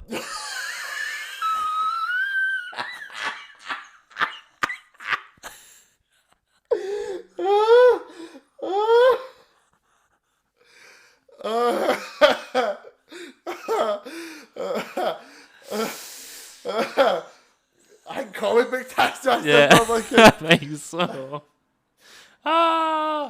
Bro. Mate, oh man, that's how Ghost beats him, bro. She can just be like, phase. She's the only one that stands a chance, aye? Facts. If she just stays perpetually phased, like, can he fucking Bluster? Yeah. Does Taskmaster die before we get to just a shimmy here. Yeah, Taskmaster's gone, sorry. Before the credits roll. She's off the fucking board before, like, they get to the big room, right? See the one scene we've seen them in the room, right? Dead. They get to that room and they're like, we got to get him out. And everyone's like, let's get him out. And she's like, no, I don't want to. And they're like, fine, you're locked in the room. She blows up. Yeah, that's literally what's going to happen. Like, thanks, Taskmaster. You sacrifice for the team. Yeah, thanks. Bro, it's... Oh, man. Poor Taskmaster. But it's either that or it would be like comical. They'd go up to the tower and she's like, I'm going to take out Sentry. She's going to like shoot like an arrow at him. Yeah. It's just like, alright, now you're a shadow. Goodbye. Oh. I keep going over in my head the fact that they're putting it actually is worse than Suicide Squad because she was just like a witch and like it was a bit out of Harley Quinn, my baseball bat's league, but she wasn't like turning people into shadows. No, she wasn't doing that. No, this guy is the scariest fucking thing they've ever put in the MCU. He's terrifying. Like, he's literally smearing people across the pavement. It's an issue, and it's like. It's like when you see a nuke. Bro, it's literally that. Like, does it hurt? Like, bro, yeah. It's not even. It's instantaneous. Like, you've like drunk the death potion. Like, you're gone. Yes. And it's like, what is the cast of Black Widow featuring the villain from Ant-Man and the Wasp going to do about this? Run, mate. I don't know. Like, holy shit. We will see in 2 months. But then I'll be really annoyed if it's like they get up there and they're like, Sentry, Bob, it's us, we're your friends. And he's like, the power of friendship has cured me of the void. Of course. Or maybe he like detaches from the void and they have a fight. And I'm like, no. Because that's silly as well, I think, actually. Right. But like some sort of Shadow Link material. It has to be, because I mean the only person in this movie I think strong enough to fight the void is the Sentry. Yeah. So that has to be the solution. The solution has to be involved in that. But I just don't see how he doesn't just turn them all into shadows. Facts. Unless they're not like dead, unless they're just being sent to the void. To the void realm. And then I don't know, maybe they'll get incursioned in there. Unless the void is the void like the void for Loki. Right, yeah. Check they're all ending up with fucking Cassandra Nova and Pyro. We can come back somehow. Maybe he can like unblink them or something, I don't know. Either that or that's how we lead into Doomsday and like, yeah, bro, Void is literally deleted New York City. Oh, bro. Daredevil's fucked. Daredevil's going to have an emotional crisis about this for 3 episodes, and you know what? He's going to put off the mask and he's going to have another season where he learns to put the mask back on. That's it, man. That's what we need to do. How will this affect the Stiltman economy? Bro, Stiltman has to appear. Mate, he's next season 2. With the Defenders. He has to fucking we've all got to take up arms against the anti-vigilantes, mate. It must be done. Arms and legs.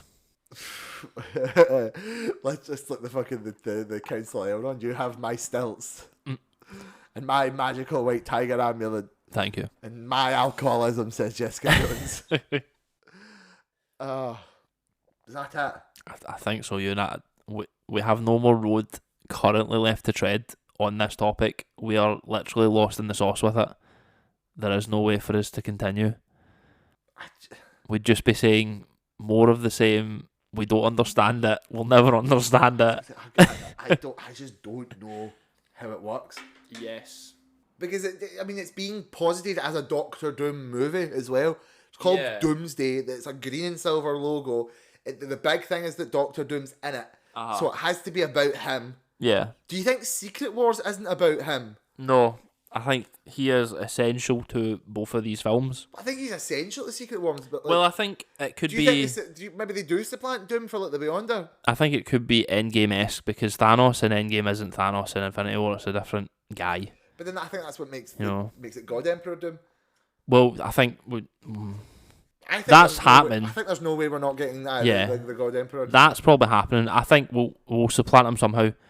I think to have him not be the ultimate villain, even of Secret Wars as well, is probably a mistake, because then it feels like we've wasted Doom there, even though it's not going to be the Doom we get for however many years to come. Yeah, it feels even then that you've cheapened it by supplanting him there.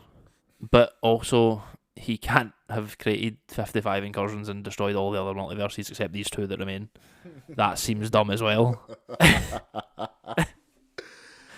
I think, right, okay, I think for safety we just accept that the incursions are happening because of various other timeline nonsense that's happened recently. Fing Fan Foom's out there doing shit. I don't know. Fing Fan Foom is out there doing shit. Were they no mentioning him in Shang-Chi? Did they mention him in Shang-Chi? Out in space, were they saying something about him out in space? I don't know. Recall. I don't remember. The Bangles are doing shit, bro. I don't know. It's funny you mention that, because in the comics, the 10 rings are, I think, maybe you're confusing it with the comics, sorry, because that, like, in the comics, the Ten Rings are a McLuhan thing. Right. So they are a Fing Fang Foom thing. Uh-huh. I don't think they mentioned it in this. Okay. Maybe they did. Maybe they were... I need to watch Shang-Chi again. Yeah, we do. You know. What a shame. There you go. We get to watch him attempt to fist fight Cyclops and then get turned into shadow by the Void, I guess. In fucking Doomsday. Like, they have to get rid of the Void because no matter whose side the Void's on... Yeah, they're winning. Yeah, like, you're just shadowing people at that point. Yeah. Like, you're just sitting in the shadow realm at that point. So, right. So, from various shenanigans, the incursions are happening. Like, because of, like, Doctor Strange and Spider-Man and Loki and Endgame, just various fuckery with the timelines has weakened all the barriers.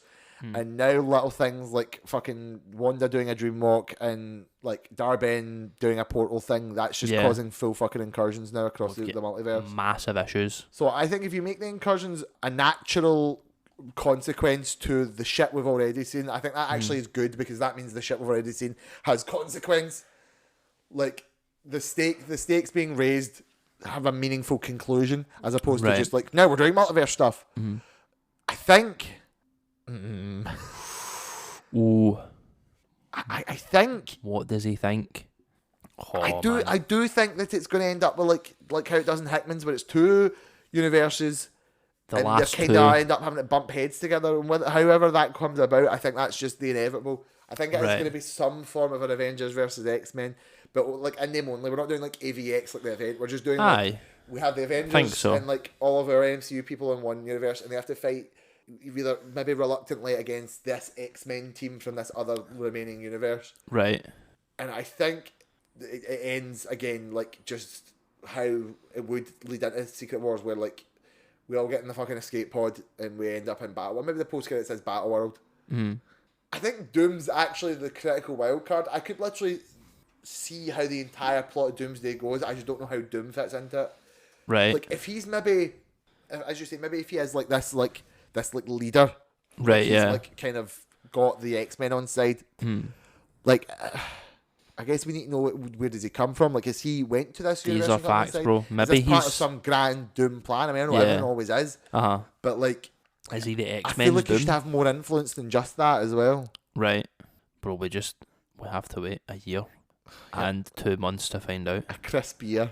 You think they're getting that movie done in a year, Graham? I think it'll be acted and done in a year. I don't think it'll be fully CGI'd in a year, and I think the animators are going to die in the process of creating this movie. I think we need to say a prayer for the 1,000 unnamed animators buried in an unmarked grave out the fucking back Industrial Light and Magic. Who will actually not have a single hour off work from now until the release of the film. Exactly that. Genuinely, no credit in the fucking staff. Yes. As well. Jonathan Hickman will not be at the premiere. Jonathan Hickman will not be at the premiere. Will not be credited in the credits. Probably might get a special thanks. You know what? Who wrote Secret Wars 1?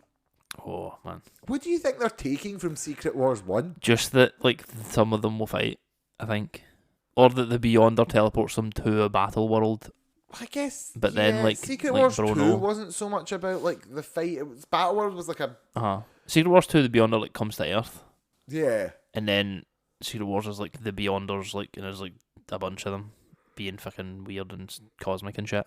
But in that one, in like the second Secret Wars, they don't make them fight. That's more just like, I think that's just what they end up. We have like a patchwork Earth that Doom does that though, doesn't he? Doom smooshes them together. The Beyonders make the situation happen, but Doom's the one, is he not, who like makes Battle World? I think so. And he certainly capitalizes on its existence if it doesn't make it. Definitely. So yeah, I guess maybe as that, it's going to be. I think it's going to be the setup of Secret Wars 2 with the actual transpiring of events is Secret Wars 1.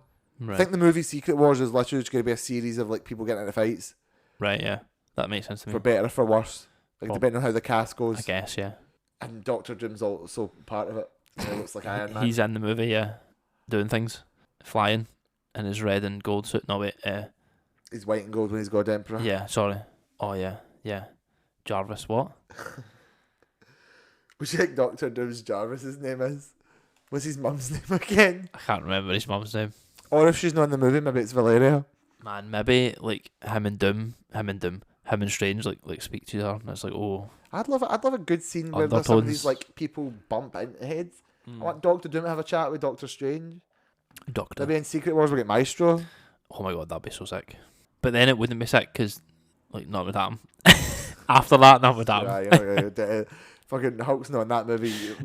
Maestro's not in that movie. You're not getting a Hulk movie. You're not getting a Maestro movie. I'm sorry. There is no Hulk. But it would be cool to see it. There is no Tooth Fairy. There is no Santa Claus. And there is no Incredible Hulk in the MCU. Damn it, man. Do you know what we tried? Did we even? Yeah, you know what, Ewan? Did we even? We didn't really. Did we? What a kerfuffle. It certainly seems that way right now. Yeah, I think that's it. I think we wait with bated breath, and Very bated. been masturbated in this instance. Yes. Yeah, it's a confusing. I think comes back to a glass half full, glass half empty thing. But then maybe this is the one time where we reverse. Where I'm in my head, I'm like, look, I don't think these people are big, dumb, stupid idiots. I don't think so. Like we were mentioning earlier, that like I think I've lost faith in them as abilities and the directors. Oh, definitely, but yeah. The Russo brothers have definitely pied it a wee bit. But then I don't know. They've never pied an MCU thing. Well, that's what's kind of coming to. This isn't the Electric State. Yeah, their hit rate for MCU properties is W's, nothing but the such. So I have to. Why would I doubt them now? I have to imagine they know what they're doing. I think so. Surely, no, because we've got to think, right. Like they said no immediately to anything after Endgame because they were like, we don't need to do anything else. Yeah. The only thing we will come back for is Secret Wars TM, and that is what they've been asked to do. So that gives me a certain level of confidence. But then I think as well, right, what was the context that we had to offer it to them? Well, yeah, because nothing was working. We seemed to fall apart. Every actor we hired was raping or beating someone up. Like, you know, we had to fix it. That's what I was going to say. I'm like, so they announced these movies very giddily as Kang Dynasty and Secret Wars. Yes. And then we had Shang-Chi writing one of them, right? Destin, I can't remember. Destin, Dustin. Daniel Cretton on one of them, I think. I think he was on Kang Dynasty. And he's been writing Shang-Chi 2. That was my cup, sorry. Which, I mean, he better stop writing that, because now he's got to do Spider-Man 4. Now his character's inside Doomsday, whatever that means. He needs to wait for that to finish. Shang-Chi's getting Doomsday. Yeah. That is going to cause an issue as well, where obviously basically all of the characters will appear in these two movies somewhere, right? So you think everyone that's writing scripts for the next 5 years has to fucking pause for 2 or 3 years now until these two come out to know where they stand. Mm-hmm. And even like say a year out from Secret Wars, which would be next year, right?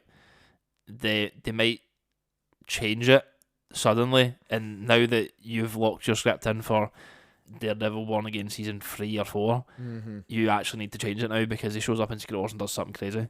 See, this is what I said this to you on a previous I was listening to some old episodes that might even been the 2024 recap. I just have said to you on this that like the biggest issue is that they need to get more locked in ideas so they can then communicate these things so the plan can feel a bit better. Like people need to be looking at what other people are doing, especially if it involves anything that could affect the other characters. Yeah.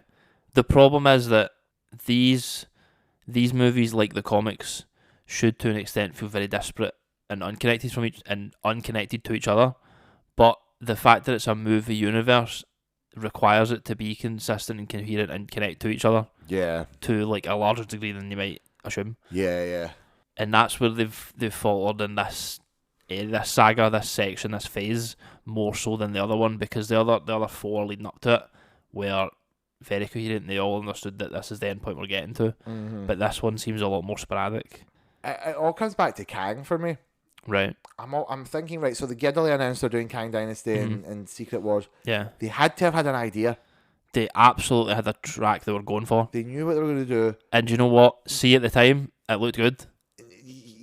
Yeah. Like, after Ant-Man Quantumania, as fine as we thought it was, you know, I had issues with it. I was going to say, a lot of people are maybe a bit upset about it, but in my head, I'm like, well, it's fine, just keep to the track anyway. Yeah. Like, sure, like, you we might set have up issues with Kang, but in the way we had to. There's a story going here. Yeah, we had Loki happen. Now, this is my thought, right? I know it's like, what I'm trying to say is, how much of it is like, remained? Well, in a sense, what made it more of a right. better option Yeah. completely swap tracks Yeah. to Doctor Doom instead of just recast Kang. Yeah. Which was a very positive. And out of all the characters in the yeah. MCU, it was a very easy thing for them to do, is to just recast Kang. And did they even ask that question? Yes. Or were they just like panic, just chuck Doctor Doom because people like him? The optics are so bad, we can't move with this guy. We have to kill the character completely and never touch it again. We need to go another direction. Or did they have a really good idea for Doctor Doom? And they're like, do you know what? Maybe we could just pivot away, and then people will probably like that because they want Doom. Right. Yeah. And I'm not trying to play devil's advocate, but like maybe they've secretly got a really great idea actually. Yeah. I mean, they might. They might. Yeah.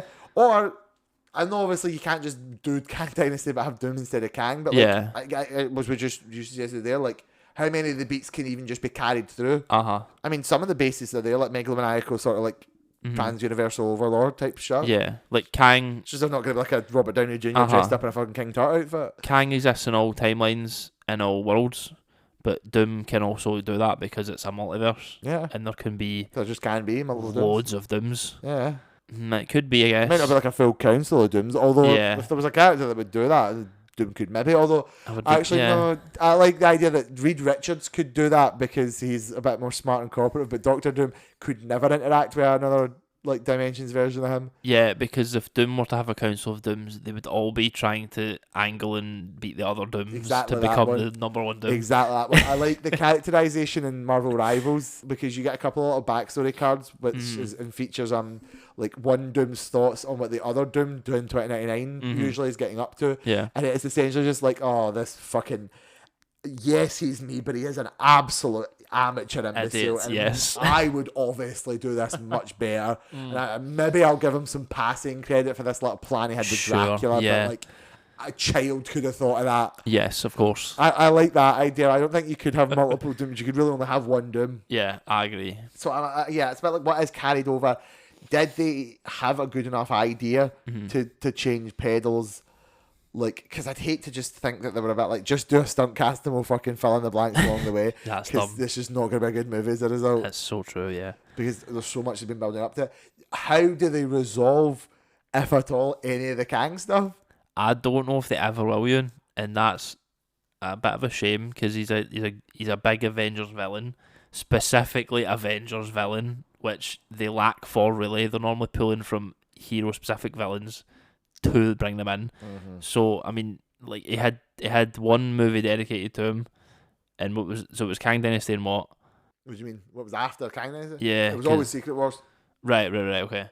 Aye, then we weren't sure how they were going to do that before they announced Doomsday. Yeah, but then we might have got more Kang featuring in other things. Exactly. Well, Kang had that possibility where he could just appear as fucking Egypt Kang one day out in nowhere like somehow. Here's like Immortus. Yeah. It's like Victor Timely, which technically we did get. We got season 2. But then it just sort of appear. Direct. So it would have been really cool to just see Pharaoh Ramatut just pop up like, oh, here's a Kang, but he's from Egypt. Just fucking about, aye. Just like, hey. Like here's a Kang, but he's a little lizard man. I don't know if they'll ever touch it again, I'm afraid to say. I feel like literally they're going to open Doomsday. Like the opening scene is going to be like just Doom and a fucking destroyed council of Kang. He just killed everyone of them. All off screen. Yeah. Wow, that Doom is fucking crazy. That guy's mad, bro. Well, we will need to show his power level at some point, won't we? Allegedly. And I guess that's one way to do it, is just to have him murder every one of the Kangs. All of the Kangs died on their way back to their home timeline. Yes. Bro, what's the High Evolutionary up to? She's in a cage in nowhere, man. Ah, shit, man, you're right. Mate, what's I'm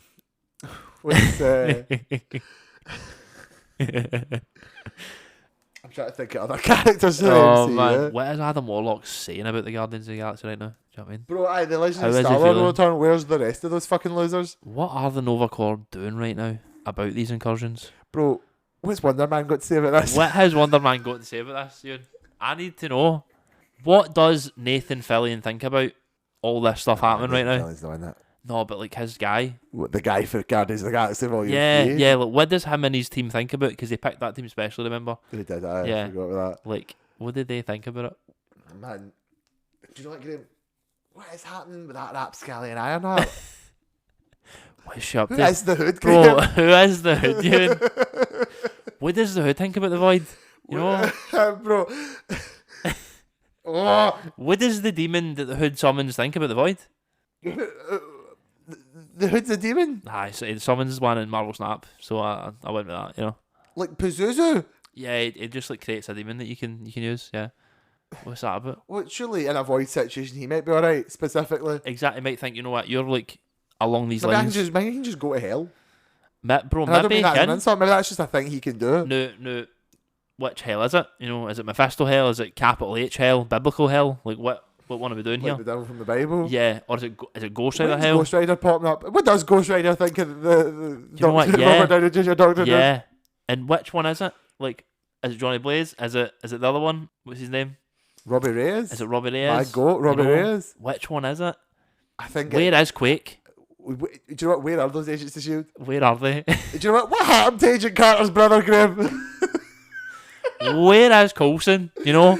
Oh man, do you know what, Graham? What is the deal with the Celestial sticking at his knee? Oh no, sorry. Don't worry, we got that one. We check that one We off. check that one off the Sorry, box. man. So we got that one. But while we're speaking of it, did MD ever ask why that one appeared? Like, what happened there? Do you know what, Graham? What does Star Fox have to say about this? And hold on, where is Dane Whitman and Do you know what? Where is Blade? where is Blade? What's he doing with that sword? You know what? Wouldn't it? It'd be fucked up. Would you maybe Hercules will fight Thor at one point? I think he might. What's Yeah. happening with Zeus? What's his Wayne doing? What's Zeus's kid up to? What is his kid doing? Do you know what? What is the deal with Hulk's son? I want to know. You know, where is Kyra? What happened to her? You know what I'm saying? Like, where is she? Bro. Whatever happened to the Runaways?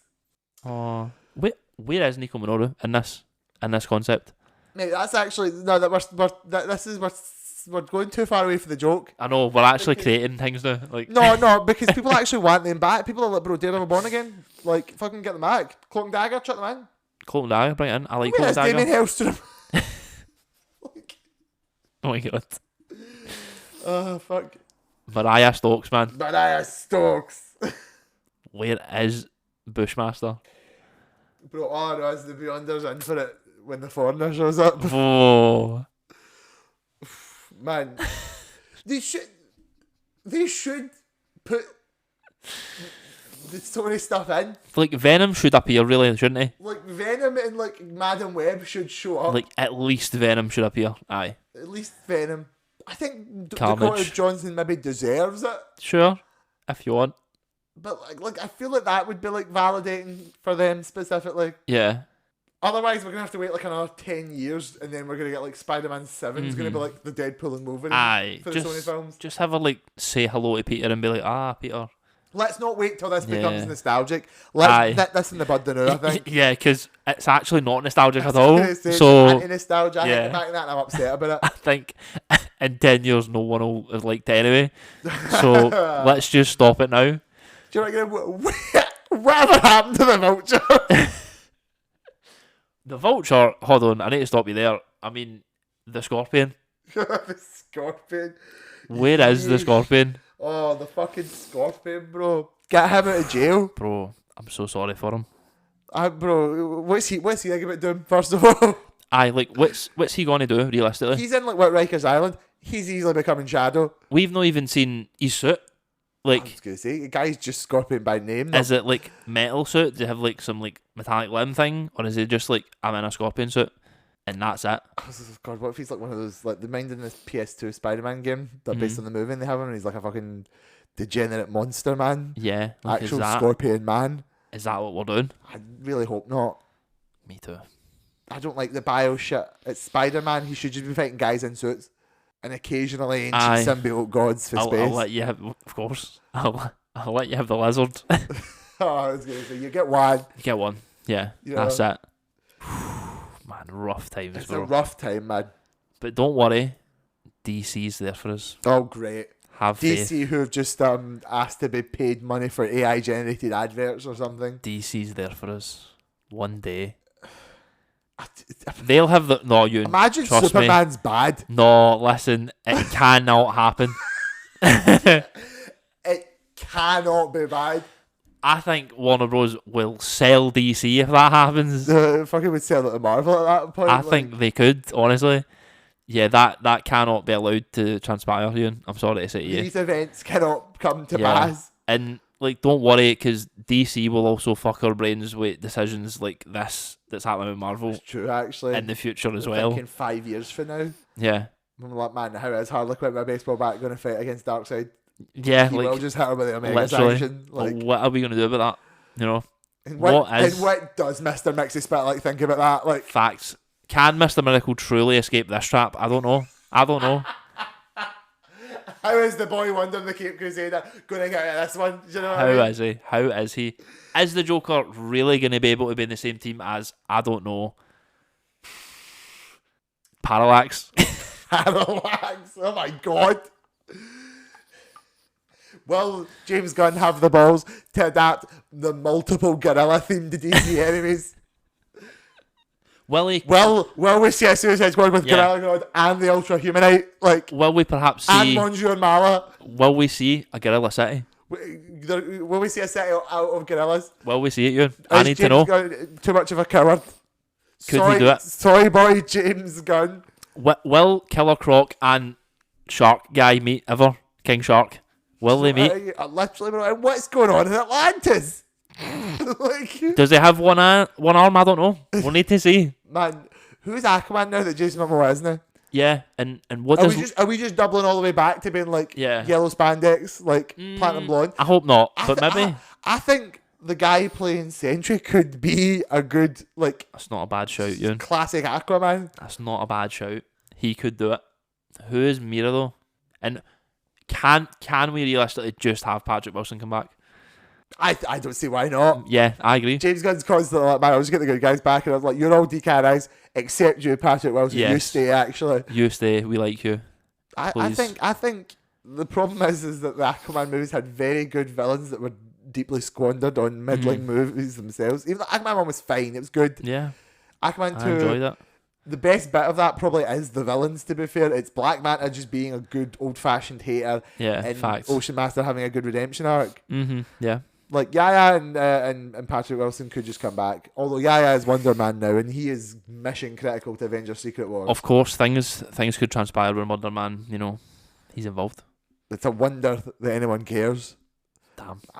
I say that. I'm actually excited for Wonder Man. What do you want me to say? I don't even know what to make of it. It's like a Hollywood comedy. It's got Ben Kingsley in it from Shang-Chi and the Legend of the Ten Rings. Of course. That movie's going to be the linchpin, I think you'll find, mate. It could be. It could be, Ewan. Just think about that when you see Shang-Chi attempt to do a fucking Karate Kid swan kick on God Emperor Doom. And he just turns him into shadow. Like, and that, he just like blinks and he dies. He's the man that gets his spine pulled out through his front like he does to Thanos in the fucking comic. That would be brutal.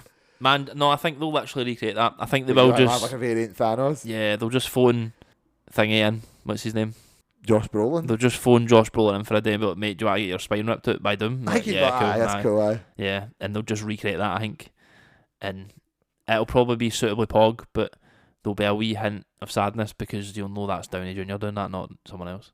Oh, I that's the worst part. I don't doubt they might take full advantage of the dramatic irony of it being Downey Jr. I think so. I just don't want them to. Yeah, I want them to like they're going to have him have his mask off and for Spider-Man to see him and to be like, wow, you look like Mr. Stark. Yeah, that is literally going to happen. I just don't want that to happen. Yeah, that please no. Stop. Just stop. We're gonna have a POV shot of him in the suit, like in Iron Man. Like, that's gonna happen. We're gonna see his face. Oh, that's wretched. Yeah. And like, it's not like Iron Man because we can see his eyes and his mouth. So like, we can really see him emote, but we're gonna just put it in the mask anyway, aren't we? Oh God. And he's got a little UI. See if he's got a UI. I will walk out of the movie. It's so... This movie is literally on the cusp of just being a movie that I don't go and see. That's the scariest part of it. Like, you've picked such a dangerous thing to do. Oh, I know. It's terrifying, dude. Yeah, it's bad. God, great man. This Avengers Doomsday really is a brave new world. It certainly is. Oh, right. I think that's as far as we can go. Yeah. Without more information. Yeah. Yes, and I mean, I don't even think it comes at Comic-Con. We're talking next year. End of the year. I don't know. Stuff as well. It's D23 this year. Do they do that this year? They do that every year. Yeah, we'll maybe get some stuff there. Maybe we'll get like something September or Star something. Wars Celebration Japan. Perhaps, maybe Pedro Pascal slips up. He's meant to be talking about Mandalorian and Grogu, and he just starts talking about Doomsday instead. Well, he's not in that movie, so I don't know why. You know what? Yeah, you're right. He's not. Yeah, that's a good point. I don't know why he'd be there for Mandalorian and Grogu. So. That's a good point. Maybe Rosario Dawson's like, oh, I'm not coming back as Night Nurse, and she does actually. I don't know. Oh God, what does the Night Nurse have to think about this?